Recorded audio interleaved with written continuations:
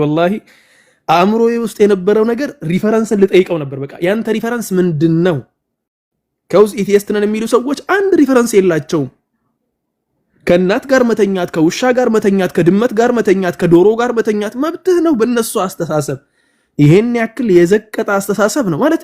እኔ አንዳንድ ጊዜ አላህ ይቅር ይበለን ብቻ። ለማንኛውም ወንድሜ አቡ ሙዓዊያ ጨርሰሃል፣ ባረከላሁ ፊክ ወአሕሰነላሁ ኢለይክ። ረጅም መንገድ ይወስዳቸው ነበር ወንድሞቻችንም፣ ምክንያቱም እነሱ በማስረጃ ሊሄዱበት ነበር። በማስረጃ ሳይሆን በሪፈረንስ ጥያቄ ነው በቃ የምትጨርሰው ጉዳይ። ባረከላሁ ፊክ ጀዛከላሁ ኸይር። መጽሐፍ አለ፣ መጽሐፉን ካነበብከው እኔ እንጃ። ከዳርዊን ላላ ታብሌት ጉራች ታብሌት ያ ወና እንትን የሚል አለ፣ ከዳርዊን እስከ ሂትለር የሚል መጽሐፍ አለ። ያንን መጽሐፍ ብዙ እንትኖች ሪቪው የሚያደርጉ ሰዎችም ሪቪው አድርገውታል፣ በደንብ አውርተውበታል። ሁለተኛው የዓለም ጦርነት፣ አንደኛው የዓለም ጦርነት፣ አጠቃላይ ዓለማችን ላይ ተነሱ የሚባሉ ትላልቅ የዓለም ጦርነቶች በአጠቃላይ የተነሱበት ትልቁ ምክንያት እንትን መሆኑን ነው የሚናገረው። ኤቲዝም ማለት ነው፣ አምላክ አልበኛነት የሚባለው ነገር እና ሰርቫይቫል ኦፍ ዘ ፊተስት የሚባል ህግ አላቸው እነሱ በሳይንሱ ዓለም። በሳይንስ ዓለም ሳይሆን በዳርዊኒዝሞች ዓለም ወይ ደግሞ በኢቮሉሽኒስቶች ናቸው እነሱ። ዓለም በዝግመተ ለውጥ የመጣ ነው የሚል እምነት አላቸው እና እነኚህ ሰዎች ሰርቫይቫል ኦፍ ዘ ፊተስት ብለው ብቁ የሆነው ይቆያል፣ እንደምንም ብሎ የመቆየት አቅም ያዳብራል፣ ከዚያ በኋላ ይኖራል። አላስፈላጊ የሆነው ብቁ ያልሆነው ደግሞ እየጠፋ ይሄዳል የሚል እንትን አላቸውና አይነ ስውራኖች፣ በእግር መሄድ የማይችሉት ማለት እግሩ የተቆረጠ፣ ጆሮ የማይሰማ፣ አይኑ የማያይ የመሳሰሉ አንዳንድ ችግሮች ያለባቸው ሰዎች መጥፋት አለባቸው ብለው የሚያምኑ ብዙ የዘር ሐረጎች ለምሳሌ አሁን ጥቁሮች መኖር የለባቸውም ብለው የሚያምኑ ሰዎችን ሊያፈራ የቻለ አይዲዮሎጂ ነው ይሄ አሁን ኤቲዝም የሚባለው ነገር። በተለይ ከዳርዊን መምጣት በኋላ ለዚያም ነው ያ መጽሐፍ ሲጻፍ ራሱ ከዳርዊን እስከ እንትን ያለው እስከ ማን ነው የናዚው መሪ ሱብሃንአላህ ረሳሁት ስሙን፣ አስታውሰኝ ወንድሜ አቡ ሙዓዊያ። አሁን ሰው እንኳን ስጨ ነበር ሂትለር እስከ ሂትለር ድረስ ብለው ሲያስቀምጡ አሁን የሂትለር መነሻ በነገራችን ላይ ሂትለር በጣም የዳርዊኒዝምን ቲዮሪ በጣም የሚያምንበት ሰው ነበር። አንደኛ ነገር እሱ እንደ አርቲስት ነገር የሚያደርገው ነበር ሂትለርን። ሁለተኛ ነገር ደግሞ ዳርዊኒዝምን በደንብ አድርጎ ያምንበታል። መጥፎ ዘሮች መጥፋት አለባቸው፣ ብቁ የሆኑ ዘሮች ብቻ መቀጠል አለባቸው። መጥፎ ዘሮች ከሚባሉት መካከል አንደኛው አይሁድ ነው ይላል እሱ። መጥፎ ዘር ማለት አይሁድ ነው። ስለዚህ አሁን እሱ ያደረገው ወይ ደግሞ ጨፈጨፋቸው፣ በሆሎኮስት አጠፋቸው የሚባሉ ሰዎች ትክክል ነበር ማለት ነው በእነሱ አስተሳሰብ መሰረት። የትኛውም ዓለማችን ላይ የሚደረጉ ነገሮች በአጠቃላይ ጭፍጨፋው፣ ግድያው፣ ምኑ በአጠቃላይ ተቀባይነት አለው በእነሱ አይዲዮሎጂ መሰረትና በደንብ አድርገህ አግኝተኸዋል።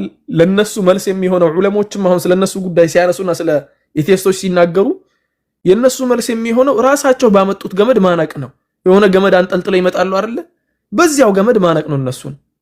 የሚያምኑበት ነገር ታቢት የሆነ ነገር ሳይኖራቸው ሲቀር እነሱ የማያምኑበትን ነገር ታመጣና በግድ ሳይወዱ በግዳቸው እረ የሚያስጠላ ነገር አትናገር፣ እረ በጣም ይዘገንናል ይላል። መዘግነን እኮ የለም እኮ በእነሱ ዲክሽነሪ ውስጥ ቃሙሳቸው ውስጥ መዘግነን፣ መልካም፣ መጥፎ መሰል ነገሮች ከፈጣሪ ዘንድ የሚሰጡ በህግጋት የሚመሩ ነገሮች በአጠቃላይ የለም እነሱ ጋር፣ ምክንያቱም ሪፈረንስ ስለሌላቸው። ያን ነገር ደግሞ በአጭር ቃላቶች ሜቢ በ3 ደቂቃ በ4 ደቂቃ ውስጥ ጨርሰዋል ወንድሜ አቡ ሙዓዊያ። በጣም ደስ የሚል እንትን ያቀረብከው ጀዛከላሁ ኸይረን። ሁሉንም ውይይቶችን እንዲህ አጠራ አድርጎ የሚጨርስልን ሰው ብናገኝ ደስ ባለን ነበር ለማለት ያክል። ባረከላሁ ፊኩም። ማሻአላህ ኡስታዝ ጀዛኩሙላሁ ኸይራን። እስሚዝ መቀጠል ትችላለህ። በነገራችን ላይ የለም ማለት ራሱ እምነት እንደሆነ ታውቃላችሁ። የለም ማለት እምነት ነው። አለ ማለትም እምነት ነው።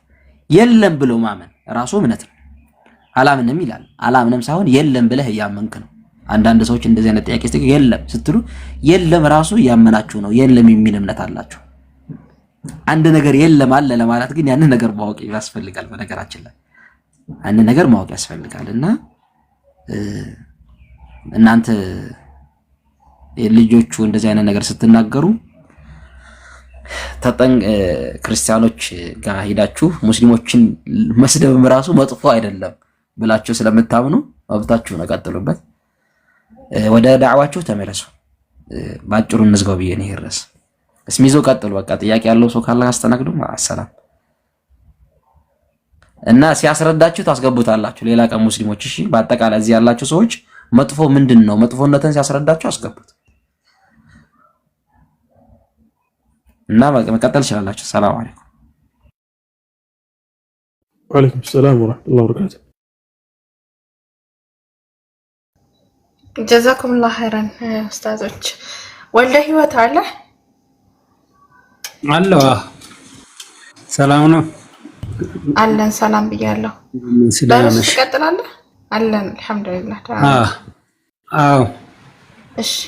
እስሜ አለህ ወይ አንዳችሁ? እስሜ አለ? እሺ እስሜ እስከሚመጣ ማስረጃ ማምጣት ትችላለህ? ኡስታዝ ትቀጥላለህ? ያለ አይመስለኝም። ሜይቢ እስቲ ከአንድ ሰው ጋር እንትን ማለት እችላለሁ። በኋላ እንትን እንዳይል ጊዜው እኛ ጋር ሄዷል። አሁን ሰዓቱ ሜይቢ 11 ሰዓት ከ49 ነው የሚለው።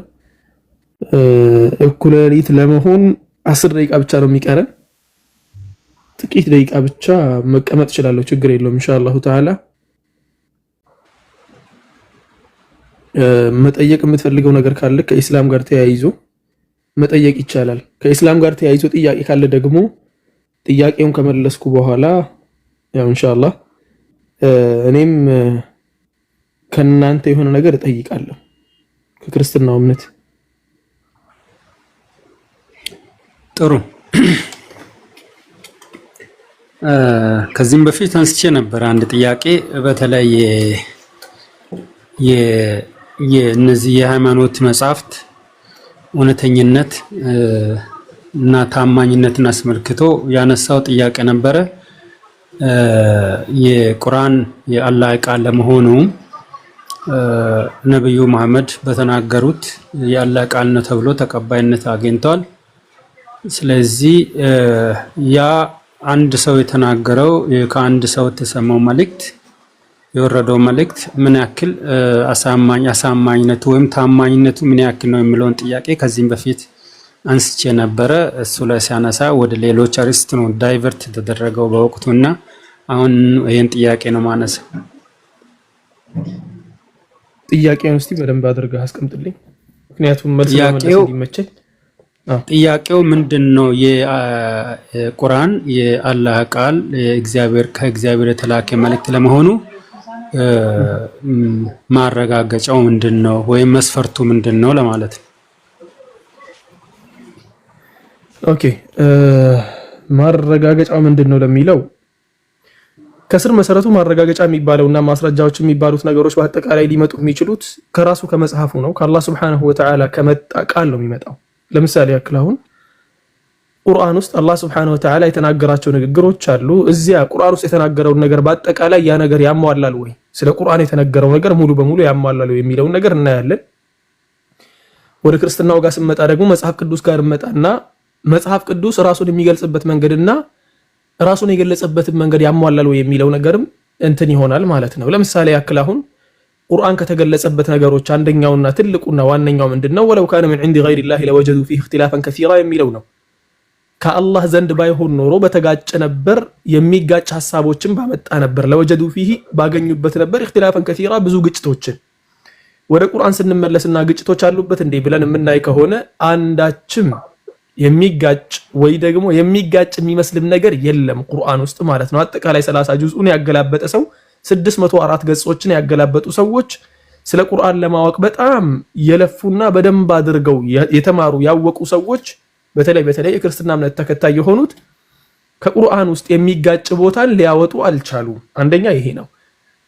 ለምንድን ነው ይህ ነገር የተባለው ሲባል ፈጣሪ እንትን አያስፈልገውም። ፈጣሪ ማስተካከያ አያስፈልገውም። አትሞላለት፣ አታጎልበት፣ እንዲህ ለማለት ፈልገው ነው ብለህ አታስተባብልለት። ፈጣሪ ማለት የፈለገውን ነገር ማለት ይችላል ይላልም ደግሞ ማንም ሳይረዳው ማንም እንትን ሳያደርገው ማለት ነው። ቁርአንን ከፍተህ ብትመለከት አንድም ቦታ ላይ ሰዎች አላህ እንዲህ ለማለት ፈልጎ ነው እንደዚያ ለማለት ፈልጎ ነው በሚል አፕዴት ወይ ደግሞ አፕግሬድ ያደረጉበት የሆነ ነገር የጨመሩበትና የቀነሱበት ነገር የለም። ሌሎች መጽሐፍቶችን ደግሞ ከፍተህ የምትመለከት ከሆነ የትኛውንም መጽሐፍት የትኛውንም ዓለማችን ላይ ያለ የአምላክ መጽሐፍ ነው ተብሎ የሚታመን የትኛውም መጽሐፍ የተጨመረበት ነገር አለ፣ የጎደለበት ነገር አለ፣ የሚጋጭ ቃላቶች አሉ በመጽሐፍ ደረጃ ማለት ነው። የሚጋጭ ከሆነ ደግሞ ፈጣሪ ሊጋጭ አይችልምና ፈጣሪ ራሱን በራሱ ሊያተራምስ ወይ ደግሞ ሊያጋጭ አይችልምና የፈጣሪ ቃልነቱ ሙሉ በሙሉ ውድቅ ይሆናል ማለት ነው። ስለዚህ የቁርአን የመጀመሪያው ሐቀኛነቱ መመስከሪያው ምንድነው? ራሱ ያስቀመጣቸው መስፈርቶች አሉ። ትልቁና ዋነኛው ወለው ካነ ምን عند غير الله ከአላህ ውጭ ከሆነ አካል ቢሆን ኖሮ ለወጀዱ فيه اختلافا كثيرا ብዙ ግጭቶችን ያገኙበት ነበር። ከአላህ ከሆነስ ግጭቶች የሉበትም። ግጭት ወይ ደግሞ ፋላሲ የሚባለው ነገር ቁርአን ውስጥ አታገኙም ማለት ነው። ሌላ መጽሐፎች ውስጥ ደግሞ በደንብ አድርገን በሺዎች ነው የምናገኘው። ያንን ደግሞ አምጣልኝ ካልከኝ በደንብ አድርጌ ላመጣልህ እችላለሁ። ባጭሩ 1 2 3 4 5 6 7 8 9 10 ብለን እስከ 100 መቁጠር እንችላለን ዛሬው ነው ማለት ነው፣ ለነገ ሳላስቀር። ለምሳሌ አንተ የምታምነው በክርስትና እምነት ነው። ክርስትና እምነት ላይ የመጽሐፍ ቅዱስ ግጭቶችን ብዬ ከ100 በላይ ላመጣልህ እችላለሁ። ለዚያውም ግልጽ የሆኑ ግጭቶችን። ግጭት ስለ ደግሞ የቃል ብቻ አይደለም የኮንሰፕትም ግጭት ጭምር ማለት ነው። ግጭት ሲኖርበት ደግሞ ሙሉ በሙሉ የአምላክነት ቃሉ ይፈርሳል። አንድ ይሄ ነው። ሁለተኛ ነገር ደግሞ የመጋጨቱ ነገር ሲቀር ሁለተኛ ነገር ደግሞ የአምላክ ቃልነት መመስከሪያው ሁለተኛው ነገር ምንድነው? የአምላክን ክብሩን በጠበቀ መልኩ የሚገልጽ መሆን አለበት። ስለ አምላክ የሚነግረንና ስለ አምላክ የሚያሳውቀን ከሆነ የሚናገረው ነገር አጠቃላይ ስለ አምላክ ጉዳይና አምላክን ስለማክበር አምላክን ስለመገዛት ከአምላክ ጋር ያለንን ግንኙነት ስለመናገር መሆን ነበረበት። ወላኪን አብዛኛው ዓለማችን ላይ ያሉ መጽሐፎች ላይ ዘወር ብለህ ብትመለከት ስለ አምላክ ሳይሆን የሚናገረው አብዛኛው መጽሐፍ ስለ ታሪክ ነው የሚናገረው። ስላለፉ ነገሮች ታሪክ ነው የሚነግርህ። ታሪክ ደግሞ ታሪክ ነው የሚሆነው እንጂ ስለ አምላክ ጉዳይ አይደለም። ወደ ቁርአን የምትመጣ ከሆነ ደግሞ ቁርአን 100% አጠቃላይ ቁርአን ውስጥ ያሉትን መጽሐፎችን በአጠቃላይ ትከፍትና ከበቅራ ጀምሮ ወይ ደግሞ ከሱረቱል ፋቲሃ ጀምሮ እስከ ሱረቱ ናስ 114 ምዕራፎች ውስጥ 604 ገጾች ውስጥ አንድ ምዕራፍ ላይ ስለ አላህ ጉዳይ ያልተጠቀሰበትና ስለ አላህ ያልተነገረበት አንዳች ምዕራፍ የለም። ወደ መጽሐፍ ቅዱስ ወደ ብሉይ ኪዳን ወደ አዲስ ኪዳን ወደ ቬዳ ደግሞ የሂንዱይዝሞች ነው። ከዚያ ውጭም ደግሞ እነሱ ራሳቸው ሂንዱይዝሞች የሚከተሉት መጽሐፎች አሉ። ፑራን የመሳሰሉና ብዙ መጽሐፎች አሏቸው። እነሱ ውስጥ ገብተህ ብትመለከት ደግሞ ሙሉ ምዕራፍ ስለ አምላክ ጉዳይ አንድ ነገር ሳይጠቅስ ሲናገር ትመለከታለህ። ሙሉ ምዕራፍ አንዳንድ ቦታ ላይ ሙሉ ምዕራፍ ስለ አንዲት ሴት የሚናገር መጽሐፍ ይኖራል። ሙሉ መጽሐፍ እኮ ነው። ሙሉ መጽሐፍ ለምሳሌ ያክል አሁን ሱረቱ ተውባ ብለን እንደምንናገረው የእንትና መጽሐፍ ተብሎ ስለ አንድ ግለሰብ ብቻ ስለሆነ ሰው ወይ ደግሞ ስለሆነች ሴት ብቻ የሚናገር መጽሐፍ ሆኖ ታገኘዋለህ። ቁርአን ላይ ደግሞ እንደዚህ አይደለም። ምክንያቱም ስለ ሰው ታሪኮች ሊናገር ሳይሆን ቁርአን የመጣው የሰዎችን ልጅ ከአላህ ጋር ሊያስተሳስር ባሮችን ከፈጣሪያቸው ጋር ሊያስተሳስር ስለመጣ ሁለተኛ ይሄ ነው። ሶስተኛ ነገር ደግሞ ቁርአን ውስጥ የሚቀመጠው ነገር አላህ Subhanahu Wa Ta'ala ሲናገር ወለቀድ የሰርና القرآن للذكر فهل من مدكر ይላል። ቁርአንን ስናወርደው በደንብ አድርገን አቅልለን ያወረድነው። አቅልለን ማለቱ ለዚክሪን ያለው አላህን እንዲያስታውሱበት ቀለል አድርገን ያወረድነው። የአምላክ ቃል የሚባለው አምላክ መጽሐፉን ሲልክ ወይ ደግሞ ሃይማኖቱን እምነቱ ወደ ሰዎች ልጅ ሲልክ የሰዎች ልጅ እንዲድኑበት የሰው ልጆች እንዲድኑበት እንጂ እንዲጠፉበት አይደለም የሚልከው። እንዲድኑበት ከተላከ ደግሞ የሚድኑበት ትልቁና ዋነኛው መንገድ ምንድነው? ከቅለቱ ነው፣ ቀለል ከማለቱ ነው፣ ከአእምሮ ጋር ባለመጋጨቱ ሰዎች በአጠቃላይ ሊረዱት በመቻላቸው። ሌላ ተጨማሪ የሆነ የአእምሮ ስፋት ኢንተሊጀንስ አያስፈልግም። የሰው ልጅ ኖርማል የሆነ ሰው ሊረዳው የሚችለው ኮንሰፕት መሆን አለበት። ምክንያቱም ፈጣሪ እኔ ልረዳው የማልችለው ከአቅሜ በላይ የሆነ ነገር እኔ ጋር አምጥቶ የኔ አቅም የኔ አእምሮ መረዳት ሲያቅተው ለምን አልተረዳህም ብሎ እኔን መቅጣት በደል ስለሆነ፣ ፈጣሪ ደግሞ በዳይ አይደለም። በየትኛው መጽሐፍ ላይ ፈጣሪ በዳይ ተብሎ ሊገለጽ አይችልም። ሜቢ አንዳንድ ታህሪፍ የተደረጉ መጽሐፎች ግን ፈጣሪን በዳይ አድርገው ሊገልጹት ይችላሉ። እንዳየንም ማለት ነው በዳይ አድርገው የገለጹ መጽሐፎች ቢኖሩም። ስለዚህ ምን ልልህ ፈልጌ ነው፣ የመጀመሪያው ነገር ቁርአን አለመጋጨቱ፣ ሁለተኛው ነገር ደግሞ ቁርአን ስለ አምላክና ስለ ሰው ልጅ ስላለው ነገር ስለ አምላክ ጉዳይ በደንብ አድርጎ ማስተማሩ፣ የታሪክ ጉዳይ አለመሆኑና ከፈጣሪ ጋር ያለውን ነገር ስለመናገሩ፣ ሶስተኛውና ከባዱ ጉዳይ ደግሞ ስለ ኢስላም በግልጽ ማስቀመጡና ቀለል ባለ መልኩ ሰዎች እንዲረዱት ማስቀመጡ ነው። ኢስላም በጣም ቀላሉ ሃይማኖት ነው። ለምን አላህ Subhanahu Wa Ta'ala በብቸኝነት የምትገዛው አምላክ ነው፣ አንድ አምላክ ነው፣ አለቀ። ማንኛውም ሰው ቢመጣ አሁን ስለ ኢስላም አስረዳኝ ቢልህ ወደ ፍልስፍናው ዓለም አትገባለትም። ለምንድን ነው የማትገባው ወደ ፍልስፍናው ዓለም? የፍልስፍና ነገር አይደለም ጉዳዩ፣ የፈጣሪ ጉዳይ እንጂ የፍልስፍና ነገር አይደለም። ቁጭ አድርገው ፈጣሪ አንድ ነው፣ የፈጠረን ያስገኘን አምላክ አንድ ብቻ አምላክ ነው፣ እሱን ተገዛ፣ አለቀ በቃ خلاص። ኮንሰፕቱ በጣም ቀላል ነው። ማንም የተማረውም ያልተማረውም ትልቁም ትንሹም ይረዳል። ግን ሃይማኖቱ ውስብስብ ከሆነ ግን ያን ነገር ወይ ከአምላክ ዘንድ አልመጣም፣ ምክንያቱም የሰዎች ልጅ ሊድኑበት ሳይሆን ሊቀጡበት ነው ማለት እኮ ነው። በተወሳሰበ ቁጥር ሰዎች ሊያምኑበት ሳይሆን ግራ ሊጋቡበት ስለሆነ ማለት ነው። ይሄን ያለው እነኚህ ትላልቅ 3 ነጥቦች አሉ። ከዚህ ውጭም በጣም ብዙ ነጥቦች ይኖራሉ። ወላኪን እነኚህ ትላልቅ ነጥቦች ቁርአንን ከየትኛው መጽሐፍ በተለየ መልኩ ግልጽና ጽድት ያለ አምላክ መጽሐፍ መሆኑን የሚገልጹ ናቸው ለማለት ያክል ነው። የምትጠይቀው ወይ ደግሞ እንትን የምትለው ነገር ካለ በዚህ ላይ የምትጨምረው ነገር ካለ ትጨምራለህ። ይሄኛውን ቶፒክ የምንጨርስ ከሆነ ግን እኔ ራሴ ሌላ ጥያቄ ያለኝ ከመጽሐፍ ጋር ተያይዞ። ጥሩ እንግዲህ ከገለጽካቸው የመጀመሪያውን እንውሰድና ግጭት አለመኖሩ እንደ አንድ መስፈርት ትክክል ነው። አንድ ስነ ጽሁፍ ግጭት ከሌለው ታማኝነት አለው ሊባል ይችላል። ነገር ግን ግጭት አለ የለም ለማለት ምንጮቹ የተለያዩ መሆን አለባቸው። ከአንድ ምንጭ ከሆነ ኔሴሰርሊ ግጭት አይኖርም። የተለያዩ ምንጮች ከሆኑ የተለያዩ የመረጃ ምንጮች፣ የተለያዩ መልእክት ተቀባዮች፣ የተለያዩ ተናጋሪዎች በተለያዩ ወቅቶች በተለያዩ አካባቢዎች የተነገረ ነገር ከሆነ እሱ ነው ግጭት የሚለው ቃል በመሰረቱ በዴፊኒሽን የሚሰራው እሱ ነው። ይሄን እኮ አንድ ሰው ነው ሰማሁ ያለው፣ አንድ ሰው ነው ተቀበልኩ ያለው፣ አንድ ሰው ነው እየተናገረው፣ የአንድ ሰው ንግግር እኮ ነው የተጻፈው። ስለዚህ አንድ ሰው እየተናገረው ነገር ይጋጫል አይጋጭ የሚለው የግጭቱ መስፈርት ራሱ እንዴት ብሎ ሊቀርብ ይችላል? ምክንያቱም ተናጋሪ አንድ ነው።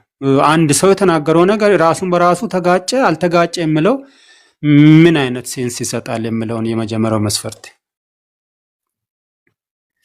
ሴንስ የሚሰጠው ይህ አንድ ግለሰብ ብላ አሁን እዚህ ጋር የጠቀስክልኝ ነብዩ ሰለላሁ ዐለይሂ ወሰለም 23 ዓመታት ነው። ይህ ነገር ለ23 ዓመታት ነበር እሳቸው ላይ የተወረደው የአላህ ቃል ማለት ነው። 23 ዓመታትን የሰው ልጅ ሰውን ሊዋሽ አይችልም በምንም ታምር። 23 ዓመታት በውሸት ሳይያዝበት ሊቀጥፍ አይችልም 23 ዓመታትን። አንድ ይሄ ነው። ሁለተኛ ነገር ደግሞ በዚያ ጊዜ የተነገሩ በዚያ ጊዜ የነበሩ ሰዎች ስህተት ብለው የተቀበሉት ማለትም ስህተት ነው ይሄ ተቀባይነት የለውም ብለው ሊያስዋሹ የሞከሩት ነጥቦች ነበሩ። ለምሳሌ ያክል አሁን አላህ Subhanahu Wa Ta'ala ቁርአን ላይ ሲናገር መረጀል ባህረይን يلتقيان بينهما برزخ لا يبغيان ብሎ ቁርአን ላይ ሲናገር ሁለት ባህሮች ላይገናኙ ጎን ለጎን ይሄዳሉ ብሎ ተናገረ። ሁለታቸው ግን አይቀላቀሉም ብሎ ተናገረ። በዚያ ጊዜ ነብዩ ሰለላሁ ዐለይሂ ወሰለም የባህር አካባቢ ላይ አልነበሩም። እሳቸው አካባቢ የነበረው ባህር የማይቀላቀል ባህር አልነበረም። እሳቸው ባህር ላይ አልተሳፈሩም። ስለ ባህር አንዳች የሚያውቁት ዕውቀት የለም። እንዲሁም እሳቸው የሚያውቁት ስለ በረሃ ነው። ምክንያቱም መካ ላይ ተወልደው ስላደጉ ከእሳቸው ጋር የነበሩ ሰዎችን በአጠቃላይ የሚያውቁት መካንና መሰል አካባቢዎችን እስከ ሻም ድረስ ያለውን ነው። እነኚህ የማይቀላቀሉ ባህሮችን ስለማያውቁ ሙሐመድ ስለምንድን ነው የሚናገረው የሚለው ነገር ውስጣቸው ነበር። እንዴት ሁለት ባህሮች ሁለቱም ከውሃ መተው ሳይቀላቀሉ ዝም ብለው ይሄዳሉ የሚል ነገር ውስጣቸው ተነስቶ ነበር። ያ ነገር በጊዜው ትክክል አይደለም ብለው እነሱ ሊያስቡት ይችላሉ። ዛሬ ላይ ግን ሁለት ባህሮች ጎን ለጎን ሲሄዱ ዓለም በቴክኖሎጂ ከተስፋፋች በኋላ አይተናል። ሁለት ትላልቅ ባህሮች አንደኛው ቀይ ባህር አንደኛው ጥቁር ባህር ሆኖ ጎን ለጎን ሁለቱም ውሃ ናቸው፣ አይደበላለቁም። ልክ መሃላቸው መስመር የተሰመረ ይመስል ሲሄዱ አየን። ነብዩ ሰለላሁ ዐለይሂ ወሰለም ያላዩትን ነገር ያልኖሩትን ነገር እንኳን እሳቸው ከእሳቸው ጋር ያሉ ሰዎች በአጠቃላይ ያላዩትንና ያልኖሩትን ነገር ከራሳቸው ፈጥረው ቢያመጡት እንዴት አድርገው ነው ይሄን ነገር ሊናገሩ የሚችሉት? እሳቸው ሊናገሩ የሚችሉት ትንቢትን አይደለም ማለት ነው። የዚያኔ የነበረውን ነገር ብቻ ነው እንጂ መናገር የሚችሉት ትንቢትን አይደለም። ሌላኛው ነገር ደግሞ ቀደምት ከነበሩ ታሪኮች ብዙ ነገሮችን ነብዩ ሰለላሁ ዐለይሂ ወሰለም ከአላህ Subhanahu Wa Ta'ala ዘንድ የተወረደላቸው ቁርአን ላይ ነግረውናል። ለምሳሌ ያክል ስለ ነብዩላህ ዩሱፍ ያለውን ነገር ነግረዋል። ስለ ሌላው ነገር ቀርቶ የክርስትና እምነት አሁን ለምሳሌ አምላክ ብለው ከሚገዙት ኢየሱስ ክርስቶስ ጭምር የኢየሱስ ክርስቶስ ትውልድ ከክርስትናው አገላለጽ ይልቅ ወደ ኢስላሙ ጋር ስትመጣ ነው ፋላሲ የሌለው። ወደ ኢስላሙ ጋር ስትመጣ ምንም ግራ የሚያጋባ ነገርም የለውም፣ የሚጋጭ ነገርም የለውም። ብዙ ተአምራቶች የተሞሉበት አንዳችም ቦታ ላይ የማይጣረስ ነው። ወደ ክርስትናው ጋር ስትሄድ ደግሞ ብዙ የሚጋጭ ነገሮችን ታገኛለህ በውልደቱ ላይ ማለት ነው። ሌላኛው ነገር ደግሞ ያነሳው ነጥብ አለ። አንድ ግለሰብ በተናገረው ንግግር ላይ አለመጋጨቱ እንዴት ሊወሰን ይችላል የሚል። እኔ ደግሞ የሚገርምህን ነገር ልንገርክ። አንድ ግለሰብ በተናገረው ንግግር ላይ ሳይሆን አንድ መጽሐፍ ውስጥ ኦሪት ዘፍጥረት ውስጥ በመጀመሪያው ምዕራፍ ሹፍ፣ በሁለተኛው ምዕራፍ በሶስተኛው አይደለም ላ ኦሪት ዘፍጥረት በመጀመሪያው ምዕራፍ ከ3 እስከ 5 ባለው ነጥብ ላይና ከ14 እስከ 19 ባለው ሁለቱም በመጀመሪያው ምዕራፍ ውስጥ ነው። አንድ መጽሐፍ ውስጥ ሆኖ ከ3 እስከ 5 ያለውና ከ14 እስከ 19 ያለውን ብትመለከት በግልጽ ሲጋጩ ታያለክ። ላንብብልህ ከማንበብ ይልቅ እስቲ በድምዳቤ ወይ ደግሞ ላንብብ፣ ምክንያቱም ለምን አታነብብ የሚል ነገር እንዳይቀርብ። ኦሪት ዘፍጥረት 1 ከ3 እስከ 5 ያለው ነጥብ ምን ይላል? እግዚአብሔርም ብርሃን ይሁን አለ፣ ብርሃንም ሆነ ይላል። እግዚአብሔርም ብርሃኑ መልካም እንደሆነ አየ። ሹፍ፣ ብርሃን ይሁን አለ፣ ብርሃንም ሆነ። ከዚያ በኋላ ምን አለ? ብርሃኑ መልካም እንደሆነ አየ። ብርሃኑንም ምን አደረገ? ከጨለማ ለየ አለ። እሺ፣ እግዚአብሔርም ብርሃኑ ምን አለው? ቀን፣ ጨለማውን ደግሞ ሌሊት ብሎ ጠራው። መሸ ነጋም፣ የመጀመሪያ ቀን አለ። ስንት ላይ ነው? ኦሪት ዘፍጥረት 1 ከ3 እስከ 5። ኦሪት ዘፍጥረት 1 ከ14 ጀምሮ ያለው ነጥብ ደግሞ እንደዚህ ይላል። ከዚያም እግዚአብሔር ቀኑን ከሌሊት እንዲለዩ ለይቶት አልነበር እንዴ? ቅድም ቀኑ ከሌሊት ተለይቶ አልነበር እንዴ? መጀመሪያ ላይ የመጀመሪያ ቀን ላይ አልተለየም እንዴ? ተለይቶ ነበር። እዚህ ጋር ምን ይላል? ከዚያም እግዚአብሔር አለ ቀኑ ከሌሊት እንዲለዩ የዓመት ወቅቶች ቀናትንና ዓመታት የሚጀመሩበትን እንዲያመላክቱም ለምድር ብርሃን የሚሰጡ ልዩ ልዩ ብርሃናትን በሰማይ ይሁኑ አለ። እንዳለውም ሆነ። እግዚአብሔር ለምድር ብርሃንን ይሰጡ ዘንድ 2 ታላላቅ ብርሃናትን አደረገ። ታላቁ ብርሃን በቀን እንዲሰለጥን፣ ታናሹ ብርሃን ደግሞ በሌሊት እንዲሰለጥን አደረገ። እንዲሁም ከዋክብትን አደረገ አለና ለምድር ብርሃን እንዲሰጡ እግዚአብሔር እነዚህም በሰማይ ጠፈር አኖራቸው። ይኸውም በቀንና በሌሊት እንዲሰለጥኑ ብርሃንን ከጨለማ እንዲለዩ ነው አለ። እንዴ ብርሃን ከጨለማ የተለየው መች ነበር? ቅድም የመጀመሪያ ቀን ብለን ጨርሰናል ነበር። እዚህ ጋር ደግሞ መጥቶ ምን አለ? እግዚአብሔርም ይህ መልካም እንደሆነ አየ ይላል። ስንተኛ ቀን? መሸነጋም 4ኛ ቀን አለ። የመጀመሪያ ቀን ነው 4ኛ ቀን ነው ታዲያ ጉዳዩ? ቅድም የመጀመሪያ ቀን ብለን የጀመርነው ቀን 1 ብለን የጀመርነው መጀመሪያ ላይ ማለት ነው። አሁን ላይ ግን 4ኛ ቀን ብሎ ነው የጨረሰው። እንዴት አድርጎ ነው? ኦሪት ዘፍጥረት ላይ ለዚያውም አንድ መጽሐፍ ውስጥ አንድ ምዕራፍ ውስጥ ይሄን የመሰለ ትልቅ ስህተት እንዴት ይፈጠራል? ይሄ ብቻ አይደለም። በነገራችን ላይ ብዙ መጽሐፎች ውስጥ አንድ መጽሐፍ ውስጥ 2 የሚጣረስና የሚጋጭ ሐሳቦች ሲዘረዘሩ እንመለከታለን። ስለዚህ አሁን ይህ ነገር የሚያመላክተው ምን ነው ብለን የምንመለከት ከሆነ አሁን ለምሳሌ ሌላ ደግሞ የሰው ዕድሜ ከ120 ምናምን የሚል ነጥብ ነበር። እሱ ምንድነው?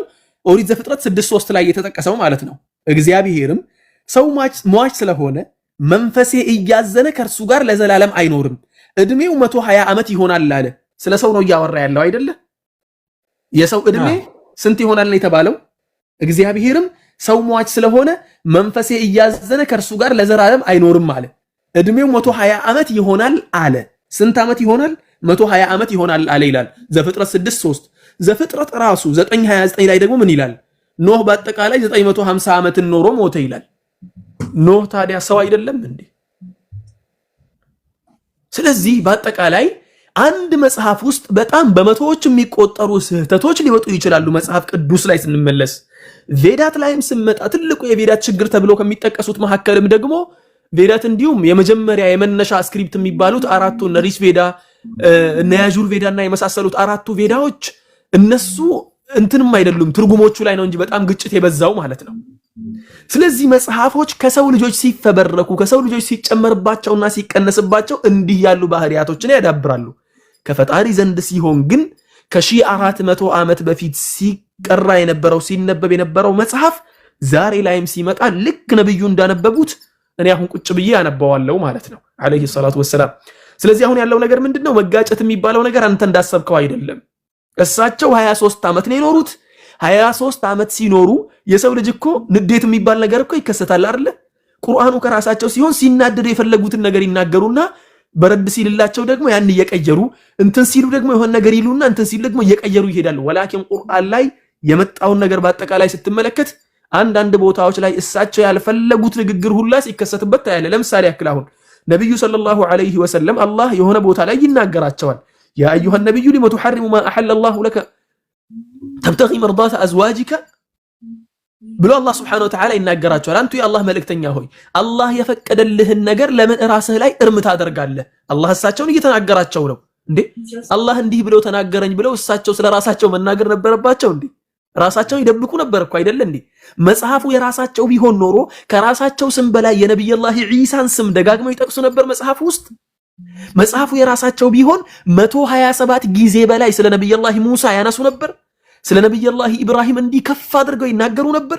ስለ ነብዩላህ ዒሳ ተአምራት ሟቾችን ሙታንን ሲያነሳ እንደነበር፣ አዕዋፋትን በአላህ ፍቃድ ሲፈጥር እንደነበር፣ በእጁ ሰርቶ ነፍሱን ለአላህ ይዘራለት እንደነበር ይናገሩ ነበር? አይናገሩም ነበር? ሙሴ ያደረገውን ተአምራት ይናገሩ ነበር? ምክንያቱም እሳቸው ሌጋሲን ፍለጋ ከሆነ የራሳቸውን ግርማ ሞገስ ለማስጠበቅ ከሆነ ራሳቸውን ከፍ ከፍ ያደርጉና ሌሎቹን ነቢያቶችን የሰሩትን ተአምራት ያጠፉ ነበር ማለት ነው። እሳቸው ግን ሌሎች ነቢያት የሰሩትን ብዙ መጽሐፎች ላይ ያልተጠቀሱትን ተአምራት በዝርዝር ቁጭ አድርገው ተናገሩ። ስለ ነብዩላህ ኑህ ብትል፣ ስለ ነብዩላህ ሉጥ ብትል፣ ስለ ነብዩላህ ሳሊህ ብትል የትኛውንም ትላልቅ ነቢያቶች የሚባሉትን በግልጽ አስቀምጠው ተናግረዋል። ይሄ ነገር ደግሞ በደንብ አድርጎ የሚገልጸው ቁርአኑ በሳቸው ጉዳይ ላይ የተጠነጠነ ሳይሆን ስለ አላህ አምላክነት የተጠነጠነ ጉዳይ መሆኑም ደግሞ ያንን ነገር ነው የሚያሳየው ማለት ነው።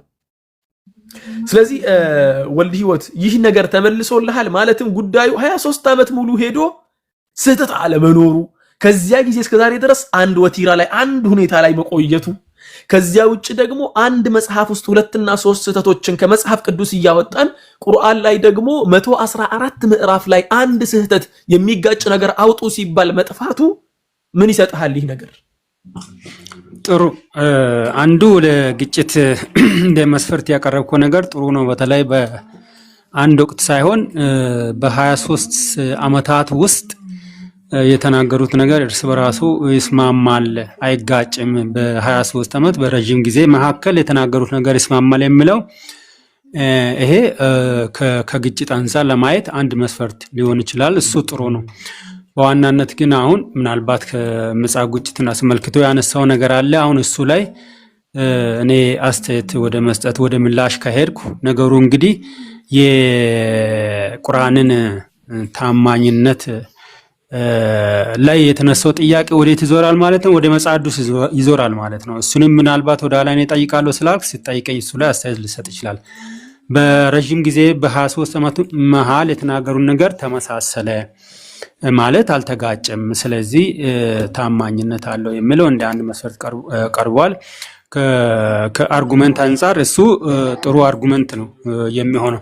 በዋናነት ግን አንድ ነገር ተጋጨ አልተጋጨ የሚለው ነገር የአንድ ሰው ሐሳብ፣ የአንድ ሰው ንግግር፣ አንድ ሰው የተናገረው፣ አንድ ሰው የተቀበለው መልእክት ራሱን በራሱ ሰውየውን ከሰውየው ጋር የሰውየው ንግግር ከራሱ ንግግር ጋር እያነጻጸርክ ነው ማለት ነው። አይጋጭም እያልክ ያለው ስለ መጽሐፍ ቅዱስ ብታነሳ መጽሐፍ ቅዱስ ከ400 ዓመት 450 ዓመታት በተራዘመ ጊዜ ውስጥ ከ40 በላይ የሆኑ ጸሐፊዎች ናቸው የጻፉት።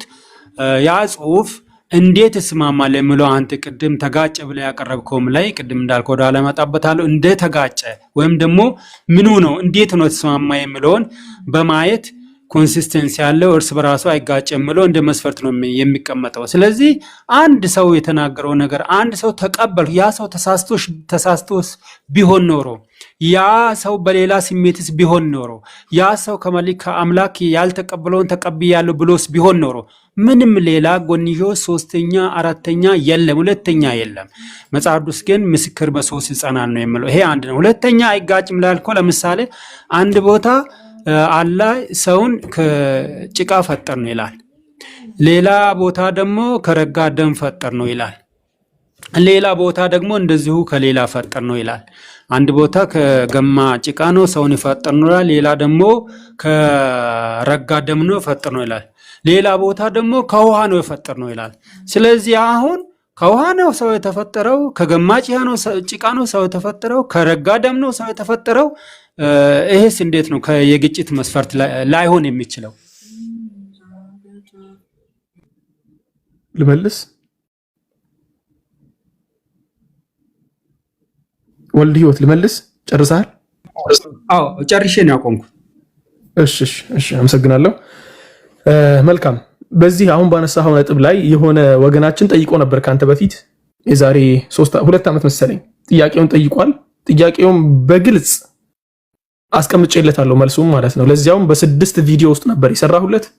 ያንን ቪዲዮ ለሰፋ መረጃ ወይ ደግሞ ትንተና ተመልሰ ልታየው ትችላለህ። ኢቭን መልሱ በጣም በቂ መልስ ስለሆነ ያ ወገናችን ቪዲዮውን ሁላ አጥፍቶታል። ጥያቄ የጠየቀበትን ቪዲዮ ሁላ አንስቷል። ያ ቪዲዮ በጣም ቫይራል ወጥቶ ነበር በዚያ ጊዜ ማለት ነው። ቁርአን አይጋጭም ትላላችሁ በሚል ጥያቄ አንስቶ መልስ ሰጥቼው ነበር። ለአንተ ደግሞ አጥር አድርጌ ለመመለስ ያክል ቁርአን ስለ ሰው ልጅ አፈጣጠር ሲናገርና ስለ ሰው ልጅ አመጣጥ ሲናገር የሰው ልጅ ከስር መሰረቱ 4 አይነት አፈጣጠር ነው የተፈጠረው። የመጀመሪያው አፈጣጠር የሰው ልጅ ከጭቃ የተፈጠረበት ፍጥረት ነው። እሱ ደግሞ የነብዩላህ አደም አለይሂ ሰላም ፍጥረት ነው። የነብዩላህ አደምን ፍጥረት አላህ Subhanahu Wa Ta'ala ሲናገር ከጭቃ እንደሰራው አፈር እንደሰራው ከመሳሰሉ ነገሮች እንደሰራ ይናገራል። ረብል ዒዘቲ ወልጀላል ከጭቃ እንደሰራው ወይ ደግሞ ከሸክላ እንደሰራው ማለት ነው ይናገራል አላህ Subhanahu Wa Ta'ala። እሱ ከአደም ጋር የሚያያዝ ጉዳይ ነው፣ አለቀ። በሰፊው ደግሞ ከነትንታኔው በዚያ ቪዲዮ ላይ ያስቀምጫለሁ ጊዜ እንዳይፈጅብን ነው። አሁን ስለ ውሃ ጉዳይ ስንመለስ ደግሞ የሰው ልጆች ከውሃ ነው የመጡት። እንዴት ነው ከውሃ የመጡት ሲባል ወንድና ሴት ሲገናኝ ሁለተኛ የመፍጠሪያ አካሄድ ይሄኛው ነው። ወንድና ሴት ሲገናኙ የሚፈጠሩበት መንገድ ማለት ነው። በስፐርም ሴል ምክንያት ይፈጠራል። የወንድ ልጅ የዘር ፍሬው ይወጣና የሴት ልጅ ጋር ያለውን እንቁላል ጋር ይቀላቀላል። ከዚያ በኋላ ወደ ሰውነት ይፈጠራሉ። እንተሃል አምር።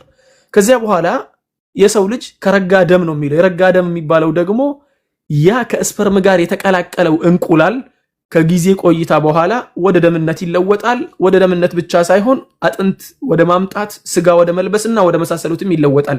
ስለዚህ አሁን ጉዳዩ 2 ጉዳዮች ናቸው የቀላቀሉት ማለት ነው። ወንድሞች ይሄን ጥያቄ ሲያነሱ ተግባባን። የመጀመሪያው ምንድነው? የአደምን አፈጣጠር እያመጡ እዚያ ውስጥ ያስገባሉ። የአደምን አፈጣጠር ከመንይ ከተፈጠረው ሰው ጋር ይቀላቅሉታል። አይደለም። ስለ አደም ጉዳይ ሲነሳ የሰው ልጅ ሲባል ደግሞ የሰው ልጅ መነሻ የሆነው አደም ነው። የሰው ልጅ መነሻው ከጭቃ ነው የተጀመረው በአደም ማለት ነው። ከዚያ በኋላ ደግሞ የሰው ልጅ ኖርማሊ ሲፈጠር ደግሞ በስፐርም ነው የተፈጠረው። ስፐርም ደግሞ ፈሳሽ ነው። ተግባባን? ፈሳሽ ነው። ከፈሳሽ ውሃ ነው የሚመጣው። ከዚያ በኋላ ወደ ረጋ ደም ይቀየራል። ከዚያ በኋላ እያለ ሚን ሙድገቲን ሙዓለቀቲን ወገይሪ ሙዓለቀቲን ሊኑበይነ ለኩም ወነቅሩ ፊል አርሐሚ ማ ነሻእ ኢላ አጀል ሙሰማ እያለ አላህ Subhanahu Wa Ta'ala ይቀጥላል። ስለዚህ ይሄ 2 አይነት አፈጣጠር፣ አንደኛው የአደም አፈጣጠር፣ ሁለተኛው ደግሞ የኛ ኖርማሉ አፈጣጠር ነው። የኛ ኖርማል አፈጣጠር ደግሞ ፕሮሰሱን ነው የተናገረው። የሆነ የሚገርም ነጥብ ደግሞ ላንሳልህ በዚህ ጉዳይ ላይ እንዴው ካወጣኸው አይቀር ማለት ነው። ወልድ ካወጣኸው አይቀር በደንብ አድርገህ ስማኝ ይሄን ነጥብ። ዓለማችን ላይ ካሉ መጽሐፎች መካከል ይሄን ደግሞ በየትኛው ማስረጃ አምጥተህ ታስዋሸኛለህ፣ ችግር የለውም። ቪዲዮውን ጨርሰን ከወጣን በኋላ ታስዋሸኛለህ ስተት ከሆንኩኝ ማለት ነው። ዓለማችን ላይ ካሉ መጽሐፎች መካከል የትኛው መጽሐፍ ከቁርአን በፊት ስለ ሰው ልጅ አፈጣጠር አሁን ሳይንስ በደረሰበት ዲቴይል ቁጭ አድርጎ አስረድቶ ያስቀመጠ አንዳችም መጽሐፍ የለም ከቁርአን በፊት። ተግባባን? አንዳችም መጽሐፍ እንደ ቁርአን በትንታኔ ቁጭ አድርጎ አስረድቶ ያስቀመጠ። በነገራችን ላይ ስለ ሰው ልጅ አፈጣጠር ጉዳይ የሚያጠና ፕሮፌሰር የነበረ ሰው በዚህ ጉዳይ የሰለመ በሱ ቪዲዮ ላይ ብዙ ጊዜ ትርጉሞች ሲሰሩ አያለው። እንዴት ነው የሰለመው ሲባል ስለ ሰው ልጅ አፈጣጠር ከቁርአን ጋር የተነገረውን ነገር ቁርአን ጋር ያለውን ነገር ከሰማ በኋላ ነው ያን ነገር ሄዶ በደንብ አድርጎ አነበበና ቁርአን ላይ ያለው እንዴት ቁርአን ላይ ያለው ነገር ከሳይንስ ጋር ሊመሳሰል ቻለ፣ ማን ነው እዚህ ውስጥ ያስገባው በሚል ለማጥናት ሞከረ። በስተመጨረሻ ደግሞ ገብቶት ተቀበለ። ለማንኛውም እኔ አሁን እንድትቀበል አይደለም እየነገርኩ ያለሁት፣ ግን ሄደህ ብታነብና ብታጣራ ብዬ ነው። መጽሐፍ ቅዱስ ላይ የሰው ልጆች እንዴት እንደተፈጠሩና ከየት እንደመጡ ፕሮሰሱ ምን እንደሆነ አይናገርም። መጽሐፍ ቅዱስ ላይ ብቻ አይደለም፣ የትኛውም ቀደምት መጽሐፍ ላይ ቁርአን ላይ በተቀመጠው ዲቴይል መሰረት ቁጭ አድርጎ የሚያስረዳ ነገር የለም። ቁርአን ላይ ግን ቁጭ አድርጎ በዲቴይል አስቀመጠ። ነብዩ ሰለላሁ ዐለይሂ ወሰለም ዶክተር አልነበሩ።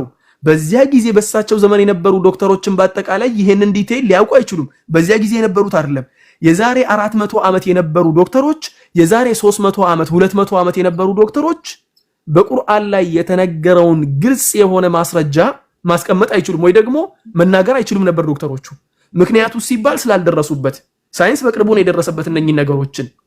እንዴት አድርገው ነው ታዲያ ሰለላሁ ዐለይሂ ወሰለም እሳቸው ከራሳቸው ይሄን የመሰለ ሚስጥርን ሊናገሩ የሚችሉት? ኢላ ከአላህ ሱብሓነሁ ወተዓላ የመጣላቸው ራእይ ካልሆነ በስተቀር። ስለዚህ አሁን ያነሳው ነገር ነጥቡ በሁለት ነጥብ ነው የሚመለሰው። የመጀመሪያው የአደም አፈጣጠር ነው። ሁለተኛው ስለ ውሃና ስለ ፈሳሽ ስለ ረጋ ደምና ስለ መሳሰሉት የሚናገረው ስለ ኖርማል ሰው ልጅ አፈጣጠር ነው። ሁለቱ የቀሩት አፈጣጠሮች ደግሞ አንደኛው የሐዋ አፈጣጠር ነው። ሐዋ ስትፈጠር ከአደም ነው የተፈጠረችው እሷ። የመጨረሻው ደግሞ ስለ ነብዩላህ ዒሳ አፈጣጠር ነው። ነብዩላህ ዒሳ ደግሞ ከአላህ ሱብሓነሁ ወተዓላ ዘንድ በመጣ ነፍስ ነበር የተፈጠረው ማለት ነው። ስለዚህ አሁን ይሄ በዚህ መልኩ ነው የሚያልቀው። መልሱ ይሄን ይመስላል። ተመልሶልሃል? ጥሩ። በነገራችን ላይ ከገማጭ ቃ አይልም ባይተወይ ከገማጭ ቃ አይልም። ወልድ ያቺን ፖይንት ብታስተካክልልኝ። ሶሪ ይቅርታ። እንግዲህ ተቀምጦ ከሆነ እና አሁን ምንድነው በመለስክልኝ መልስ የማየው ምንድነው ለምሳሌ መጽሐፍን ብንመለከት ሰው አንድ ጊዜ ነው ተፈጠረው። ሰው ሁለቴ ሶስቴ አልተፈጠረም። አሁን ሁለተኛው ማባሪያ ከሴትና ከወንድ ዘር ተፈጠረ ብለህ ያልከው ይሄ መወለድ ነው። ይሄ መባዛት ነው። መፈጠር አይደለም የሚባለው። እሱ መባዛት ነው፣ መወለድ ነው። አንድ ጊዜ እግዚአብሔር ሰው እንዴት እንደተፈጠረ መጽሐፍ ቅዱስ አይናገርም ብለህ ያልከው መጽሐፍ ቅዱስ በግልጽ እግዚአብሔር ሰውን ከምድር አፈር አበጀው፣ የህይወት እስትንፋስንም እፍ አለበት፣ ሰውም ሕያው ነፍስ ሆነ። ከዛ በኋላ ምንድነው ያለው? ብዙ ተባዙ ብሎ ነው ያለው። ስለዚህ ሰው የተፈጠረው አንድ ጊዜ እንጂ ሁለት ጊዜ ሶስት ጊዜ አይደለም በመጽሐፍ ቅዱስ መሰረት። ያ ፍጥረት ደግሞ ይሄ አሁን ሁለተኛ እንደመፈጠር ያብራራው አንተ መወለድ መባዛት ነው እንጂ መፈጠር አይደለም። መፈጠር ካለመኖር ወደ መኖር መምጣት ነው መፈጠር ተብሎ የሚተረጎመው፣ ካለመኖር ወደ መኖር። አሁን መወለዱን በተመለከተ ቀደም ሲል የወንድ ዘር በወንድ ውስጥ ነበረ፣ የሴት ዘር በሴት ህዋስ ውስጥ ነበረ። እነዚህ ህዋሶች የነበሩ ያሉ ህዋሶች ተዋህደው ሰውን ነው የፈጠሩት። ስለዚህ ካለመኖር አይደለም ወደ መኖር የመጣውና እሱ መወለድ ነው፣ እሱ መባዛት ነው፣ መፈጠር አይደለም። ኤኒዌይ እሱን እንግዲህ እዚሁ ላይ እናብቃና ምናልባት እኔ የማነሳው ጥያቄ አለ ብለህ ወደ አልከው ብንመለስ ጥሩ ነው። አመሰግናለሁ ስለማብራሪያው። እሺ እኔም አመሰግናለሁ። በነገራችን ላይ አንድ እዚህ ጉዳይ ላይ ልጨምርልህ የምፈልገው ነገር አለ ወልድ። ልጨምርልህ የምፈልገው ነገር ምንድነው? አንተ እዚህ ጋር አሁን ስትነግረኝ እየተናገርክ ያለህበት መንገድ አንደኛ መጽሐፍ ቅዱስን ሪፈረንስ አድርገህ ነው። ማለትም መጽሐፍ ቅዱስን የሆነ መለኪያ አድርገህ ነው እየተናገርክ ያለኸው። መጽሐፍ ቅዱስ መለኪያ ሊሆን አይችልም ለሙስሊሙ ማለት ነው። ለኔ መጽሐፍ ቅዱስ መለኪያ ሊሆን አይችልም። ለኔ ብቻ አይደለም፣ በእንትኑ ደረጃ ከተመለስን ደግሞ በአስተምህሮቱ ደረጃ ከተመለስን ደግሞ መጽሐፍ ቅዱስ የሁሉም ነገር መለኪያ ነው የሚል አንዳችም የመጽሐፍ ቅዱስ ጥቅስ የለም። ቁርአን ግን የሁሉም ነገር መለኪያ የቀደምት መጽሐፎች በአጠቃላይ መለኪያ መሆኑና ወሙሃይሚነን ዐለይሂ ተቆጣጣሪ መሆኑንም አላህ ሱብሓነሁ ወተዓላ ቁርአን ላይ ነግሮናል። ቀደምት የነበሩ መጽሐፎችን በአጠቃላይ የሚቆጣጠር መጽሐፍ ነው በሚል ማለት ነው። አንተ ደግሞ አሁን የመጽሐፍ ቅዱስን አስተምህሮ ወይ ደግሞ አረዳድ ቁርአንን ለመተርጎም ስትጠቀምበት እንትን አይመጣም።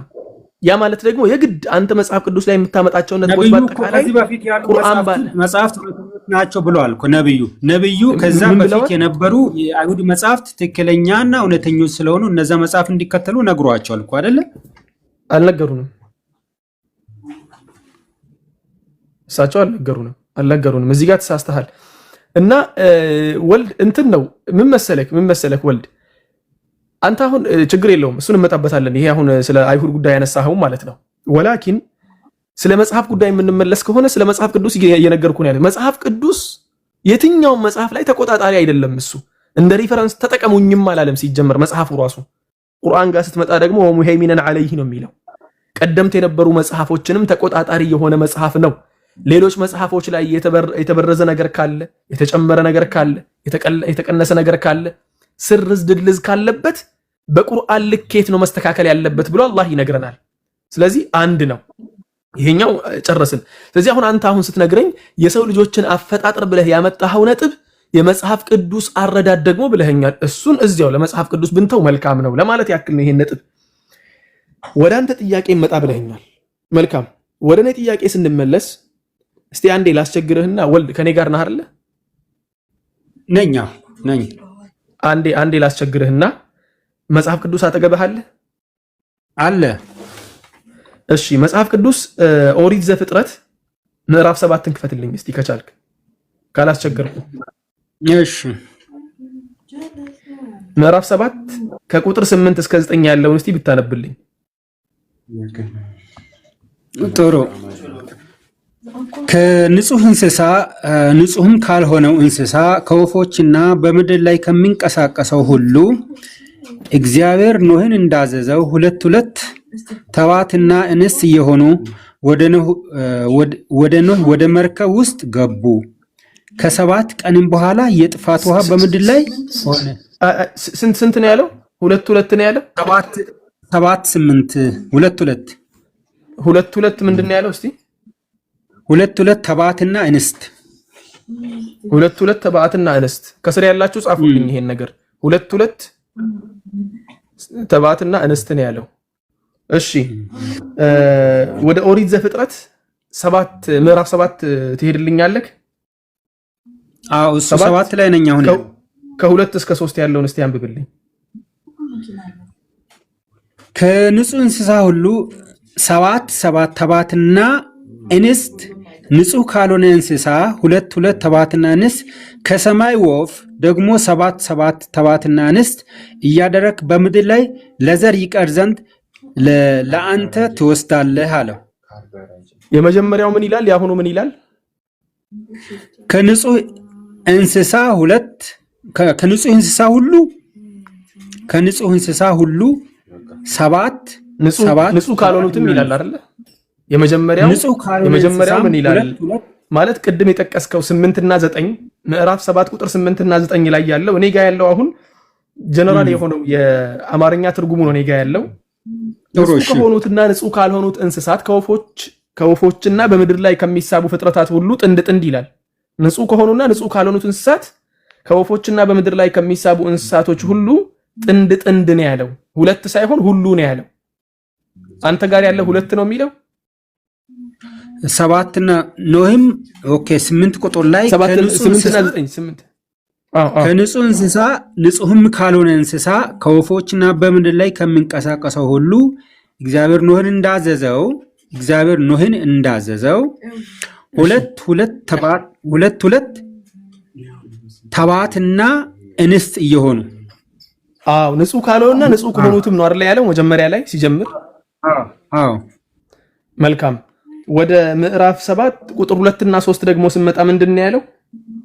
ከንጹህ እንስሳ ሁሉ 7 ተባትና ቅድም ያለው ስንት ነበር? መጀመሪያ ላይ ያለው 8 እና 9 ላይ ሲናገር 2 ነው ያለው። ንጹህ ካልሆነ እንስሳ ከወፎች ከምድር ላይ ከእግዚአብሔር ኖህ እንዳዘዘው ሁለት ተባትና እንስት እየሆኑ ማለትም ከሁሉም እዚህ ጋር የጠቀሳቸው ነገሮች በአጠቃላይ 2 ነው ብለ የጀመረው መጀመሪያ ሲጀምር ማለትም ምዕራፍ 7 ቁጥር 8 እና 9 ላይ ያለው የሚጠቅሰው 2 ጥንዶችን ይዞ እንዲሄድ ነው ከሁሉም። ይሄኛው ላይ ደግሞ ቁጥር 2 እና ቁጥር 7 ምዕራፍ 7 ቁጥር 2 እና 3 ላይ ያለው ደግሞ 7 ነው ያለው ንጹህ ከሆኑት። የትኛው ነው የእግዚአብሔር ቃል? የሚገርመው ነገር ደግሞ ሁለቱም ዘፍጥረት ውስጥ ነው። ሁለቱም ምዕራፍ 7 ውስጥ ነው። ምዕራፍ 8 አልገባንም። ሁለቱም ምዕራፍ 7 ላይ ነው። ማለትም በአንድ በተወሰነ ጊዜ ውስጥ የተጻፉ ነገሮች ናቸው ማለት ነው። ተግባባን? ቁጥር 2 እና ቁጥር 8 ላይ ነው ያለው ጉዳይ። ከላይ ለኖህ ነው አይደለም የነገረው? ለኖህ ነው የነገረው። ከላይ ለኖህ ነው የነገረው። ከታች ኖህም ስለ ጥፋት ውሃ ልጆቹና ሚስቱን የልጆቹን ሚስቶች ይዞ ወደ መርከብ ገባ። ከንጹህ እንስሳ ንጹህም ካልሆነ እንስሳ እግዚአብሔር ኖህን እንዳዘዘው። ከላይ 7 ይሄ ታዲያ ምን ያደርግልናል? ወልድ ይሄ ምን ያደርግልናል? እኛ እኮ እያወራን ያለነው እኮ ስለ ቁጥር ጉዳይ እኮ ነው። እግዚአብሔር እዚህ ጋር ሲናገር ምንድን ነው ያለው? ንጹህ ከሆኑትና ንጹህ ካልሆኑት እንስሳቶች ከወፎችና በምድር ላይ ከሚሳቡ ፍጥረታት ሁሉ ጥንድ ነው ያለው። አንተ ጋር 2 ጥንድ ያለው ገርሞኛል እኔ። ምክንያቱም እኔ ጋር ያለው ሁሉ ጥንድ ጥንድ ነው የሚለው እንጂ ሁለት ጥንድ አይልም። እኔ ጋር ያለው ሁሉ ጥንድ ጥንድ ነው የሚለው። ያው ሁለቱም ትርጉም ሊለያይ ይችላል ሜይቢ። ምክንያቱም አንተ ጋር ያለው ትርጉም እኔ ጋር ካለው ትርጉም ጋር የሚጋጭ ከሆነ ችግር ነው። እሱ ሌላ ራሱን የቻለ ነው። ተባትና እንስት ሆነው ወደ ኖህ መጡ አለ። እግዚአብሔርም ኖህን ባዘው መሰረት ወደ መርከቧ ገብተዋል። خلاص ኦልሞስት ስንትና ስንት ንጹህ ከሆኑትና ንጹህ ካልሆኑት እንስሳት እነኚህ ሁሉ ስንት ነው ያለው? ጥንድ ጥንድ ነው ያለው። ወደ መርከብ ገቡ እነሱ። እዚህ ጋር ደግሞ ምንድን ነው ያለው? ከንጹህ እንስሳት ሁሉ 7 ትባትና እንስት አለ። ንጹህ ካልሆኑት እንስሳት ደግሞ 2 ትባትና እንስት ውሰድ። እንዴ መጀመሪያ ላይ ጥንድ ጥንድ ነበር የተባለው። እዚህ ጋር ደግሞ 2 ነው የሚለው ቁጥር 2 እና 3 ላይ። ከንጹህ እንስሳት ደግሞ 7 ነው የሚለው። ትክክለኛው እግዚአብሔር ቃል 7 የሚለው ነው፣ ጥንድ ጥንድ የሚለው ነው፣ 2 የሚለው ነው። ተግባባ። እሱን አንድ መጽሐፍ ነው። ሁለቱም መጽሐፍ አይደል? ሁለቱም አንድ መጽሐፍ ነው። በነገራችን ላይ አንድ መጽሐፍ ነው። አንድ ምዕራፍ ላይ ነው። ከላይ ያለው እግዚአብሔር ለሙሴ ነው ያዘዘው። ለማን ነው? ለኖህ ነው ያዘዘው። ለኖህ ነው የነገረው። ከንጹህ እንስሳ ሁሉ 7 ይላል። 7 እንስሳ ማንዲው 7 እንስሳ 7ቱም እንስሳ አሁን 7 አይነት እንስሳ ከእያንዳንዱ ተባትና እንስት አድርጋ ያስገባ ነው የሚለው። 7 እንስሳ ነው የሚለው አይደለም። 7 ላይ ምንድነው ያለው? ንጹህም ከሆነ ንጹህም ካልሆነው 7 ምንድነው የሚለው? 7 ምንድነው የሚለው? 7 ላይ ያንተን ንገረኝና ያንተን ትርጉም ንገረኝና እንትኑን የመጽሐፉን እትም ንገረኝና በአንተ መጽሐፍ እንድከታተል። ምክንያቱም እኔ ጋር ያለው መጽሐፍ አንተ ጋር ካለ ይለያያል። ይቅርታ አድርግልኝ እስቲ የኔ ኦኬ። ምክንያቱም እኔ ጋር ያለው አሁን እኔ የምጠቀመው የትኛውን መሰለክ? እኔ የምጠቀመው ይሄው እኔ አሁን እዚህ ጋር የምጠቀመው የትኛውን ነው? ሱብሃንአላህ መደበኛ ትርጉሙን ነው አሁን የምጠቀመው እዚህ ጋር አማርኛ መጽሐፍ መደበኛ ትርጉሙን ነው። የኔም እንደዚሁ መሰለኝ ሶፍት ኮፒ ስለሆነ የኔ አያሳየኝም። እዚህ ኮፒ ነው የኔም ሶፍት ኮፒ ነው። መደበኛ ትርጉም የሚለው ነው የኔ ሶፍት ኮፒ ነው። ሶፍት ኮፒ ስለሆነ አሁን ኮፒ ነው የኔም ሶፍት ኮፒ ነው። ቆይ የትኛው ላይ ነው ያሳየው? እንትኑን የሚያሳየው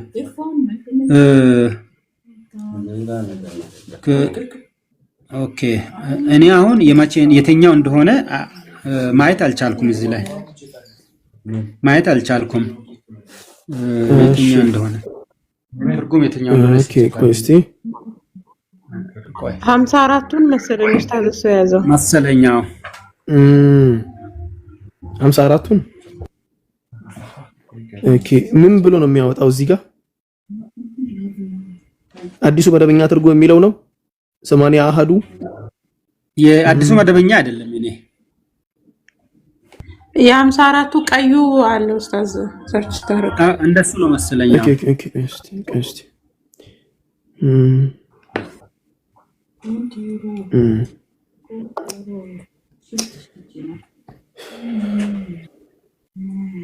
ምክንያቱም አሁን እኔ ጋር ያለው ነገር እኔ ጋር የተጻፈው ነገር አንተ ጋር ከተጻፈው ይለያያል። በነገራችን ላይ ወልድ መጽሐፉን እስከማወጣው ድረስ ይሄ ራሱ ትልቅ ከማሳያ መንገድ አንዱ ነው። ሁለቱም የእግዚአብሔር ቃል ነው ብለን ነው የተገናኘ ያወራን ያለ ነው። ሁለቱም የእግዚአብሔር ቃል ነው እያልን ነው ያወራን ያለ ነው። እውነታው ግን ይሄንኑ የእግዚአብሔር ቃል ብለን ያወራን ያለ ነው። እዚህ ጋር 2 ብለው ጽፈው እዚህ ጋር ተመልሰው ደግሞ ጥንድ ብለው ማስቀመጥ ለኔ ትክክል ነው ያላለም ትክክል አይደለም። ሁለት ማለት እኮ ያ ወንድ ሴት ጥንድ ነው የሚለው። ላላ 2 ጥንድ ነው የሚለው። 2 ጥንድ ነው የሚለው አንተ ጋር ያለው። እኔ ጋር ያለው ምን 3 ላይ ምን ይላል መሰለኝ? ከንጹህ እንስሳ ሁሉ 7 ተባትና እንስት ይላል። ንጹህ ካልሆነ እንስሳ 2 ተባትና እንስሳት ማነው? ንጹህ ካልሆነው 1954 ነው ያንተ እንደሱ መሰለኛ 1954 خلاص አግኝቻለሁ። እሺ መልካም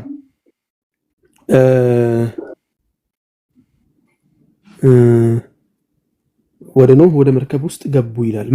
መልካም ጥሩ ነው። ቆይ እስቲ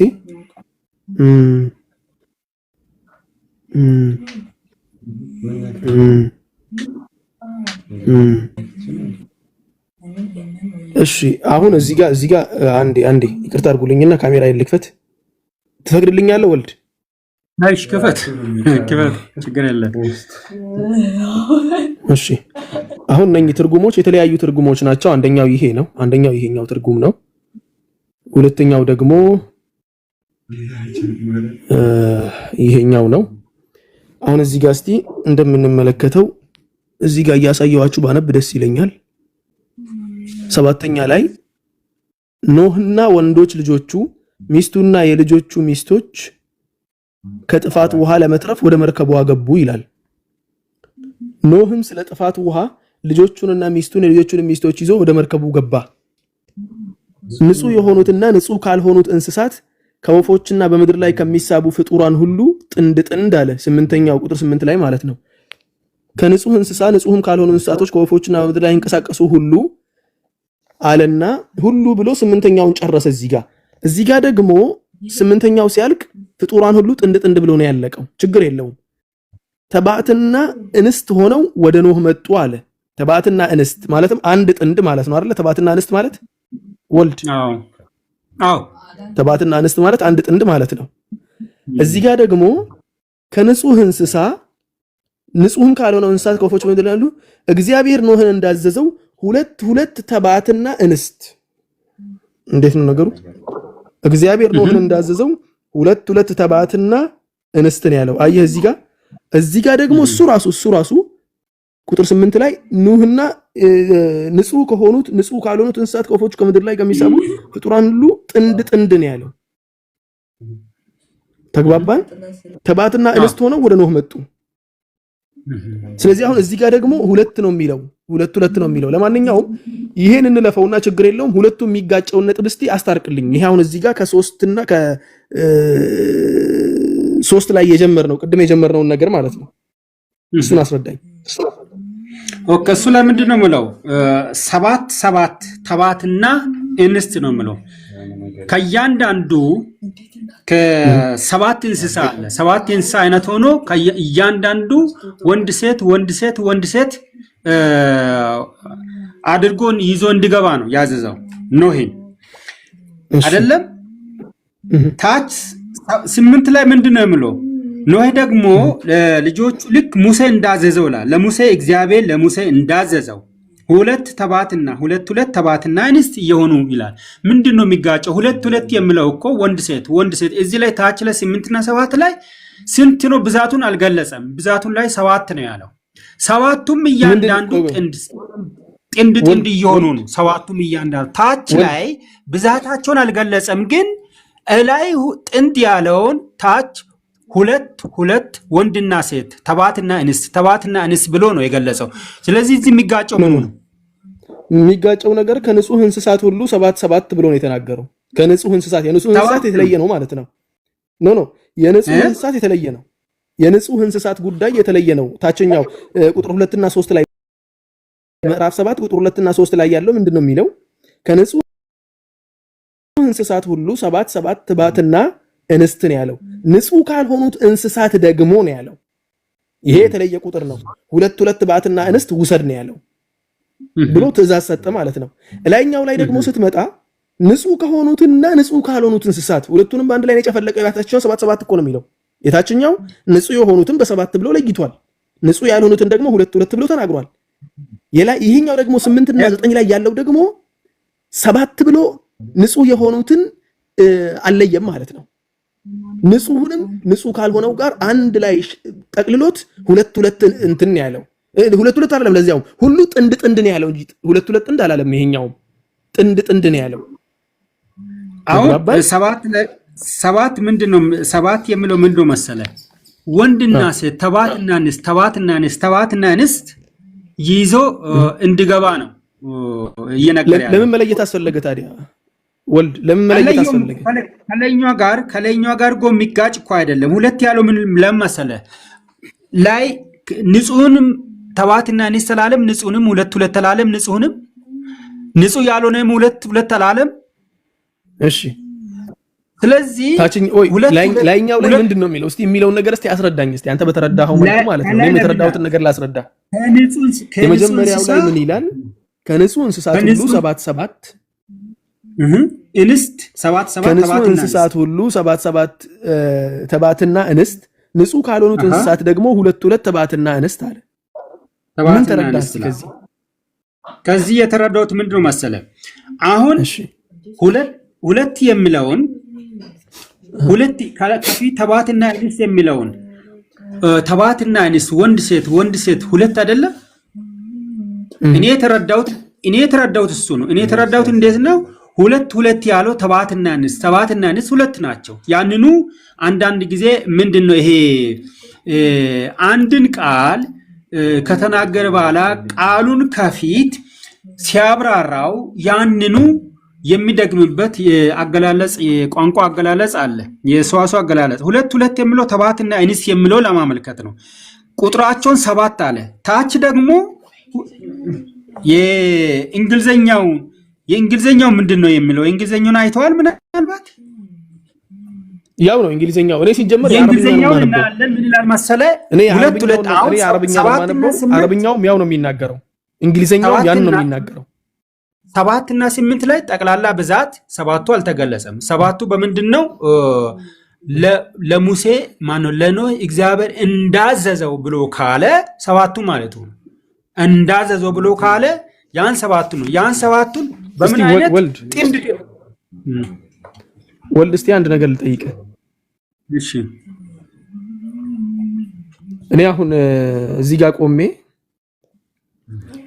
ከክርስቲያን 5 ሰው ፈልጋለሁ ከሙስሊም ደግሞ 3 ሰው ይሁንልኝ አልኩኝና ተመልሼ መጥቼ ደግሞ ከሁሉም 3 አርጉልኝ ካልኩኝ የትኛው ነው ትክክል? አሁን የላይኛውና አሁን የመጀመሪያውና የሁለተኛው የአንተ ንግግሮች አንድ አይደሉም። መስማማ ወንደርፉል አንዴ እንኳን አገኘው ወንድም ይወል ያዝልኝ እቺ ነጥብ አንድ አይደሉም ብለህኛል። ያልኩህ ደግሞ 5 ሙስሊሞችና 3 ክርስቲያኖችን እፈልጋለሁ እንዲሁም ደግሞ 3 አርጋቸው አምጡልኝ ካልኩኝ አንድ አይደለም ብለህኛል። መልካም። ታች ላይ ያለውን ደግሞ በነገራችን ላይ የራሴን እንትን እየተጠቀምኩ ነው። ታችኛው ደግሞ ምን ይላል?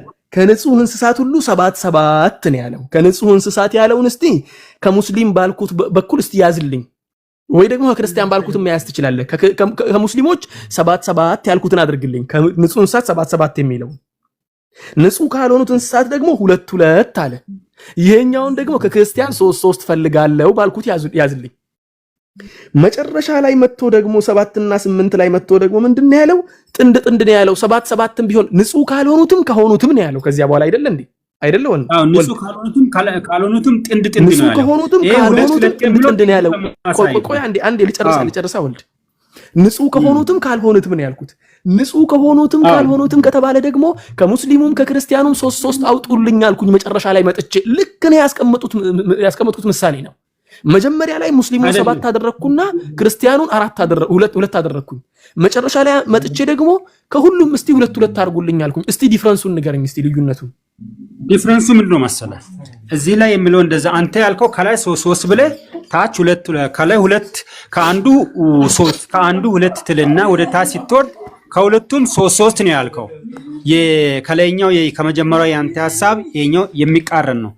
እዚህኛው ግን 7 ብዛቱ ነው። አጠቃላይ የእንስሶቹን ብዛት 7 ይልና ንጹህ ካልሆኑትም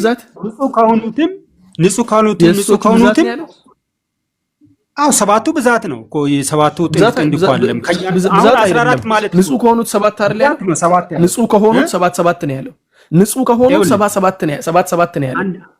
ተመልከተ አንዴ እንትን ላይ ንጹህ ካልሆኑትም ምን ይላል መሰለ? of every clean beast you shall take 2d by 7 the male and his female ይላል። and of beasts that are not clean by 2 the male and his female። የትኛው ትርጉም ነው ይሄኛው? እንዳሁኑ እንዳያምታተን የትኛው ትርጉም ነው? እንትን እንዳንጋባ ማለት ነው። የአሁኑ ትርጉም ነው መሰለ? ቆይ እስቲ እንትን ልበል። እንግሊዘኛው ኪንግ ቨርዥን ነው። ኪንግ ጄምስ ቨርዥን KJV ነው ቨርዥን።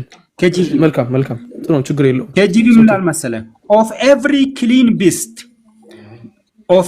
clean beast you shall take to thee by sevens the male and his female and of beasts that are not clean by two the male and his female ይላል ምን እያለ ነው ስለዚህ ላይ እየተናገረ ያለው እኮ አንዴ እስቲ ወልድ እዚህ ጋር እየተናገረ ያለው አስምርልኝ እስቲ እሺ ይህቺ ጋር ታስምርልኛለህ ነገር ተናግረሃል እዚህ ጋር ምንድነው የሚለው እሺ of every clean ይላል of every clean beast though shall take to thee by sevens ይላል by sevens ከተባለ በ7 ነው መወሰድ ያለባቸው ነው ከንጹህ የሆኑት ቅድም እንዳልነው በአማርኛ ላይ እንደተናገርነው ልዩነት የለውም the male and female ነው and of beasts that are not clean by two ንጹህ ያልሆኑትን ደግሞ በሁለት አለ the male and his female ይሄኛውም ወንዴንና ሴቴን አለ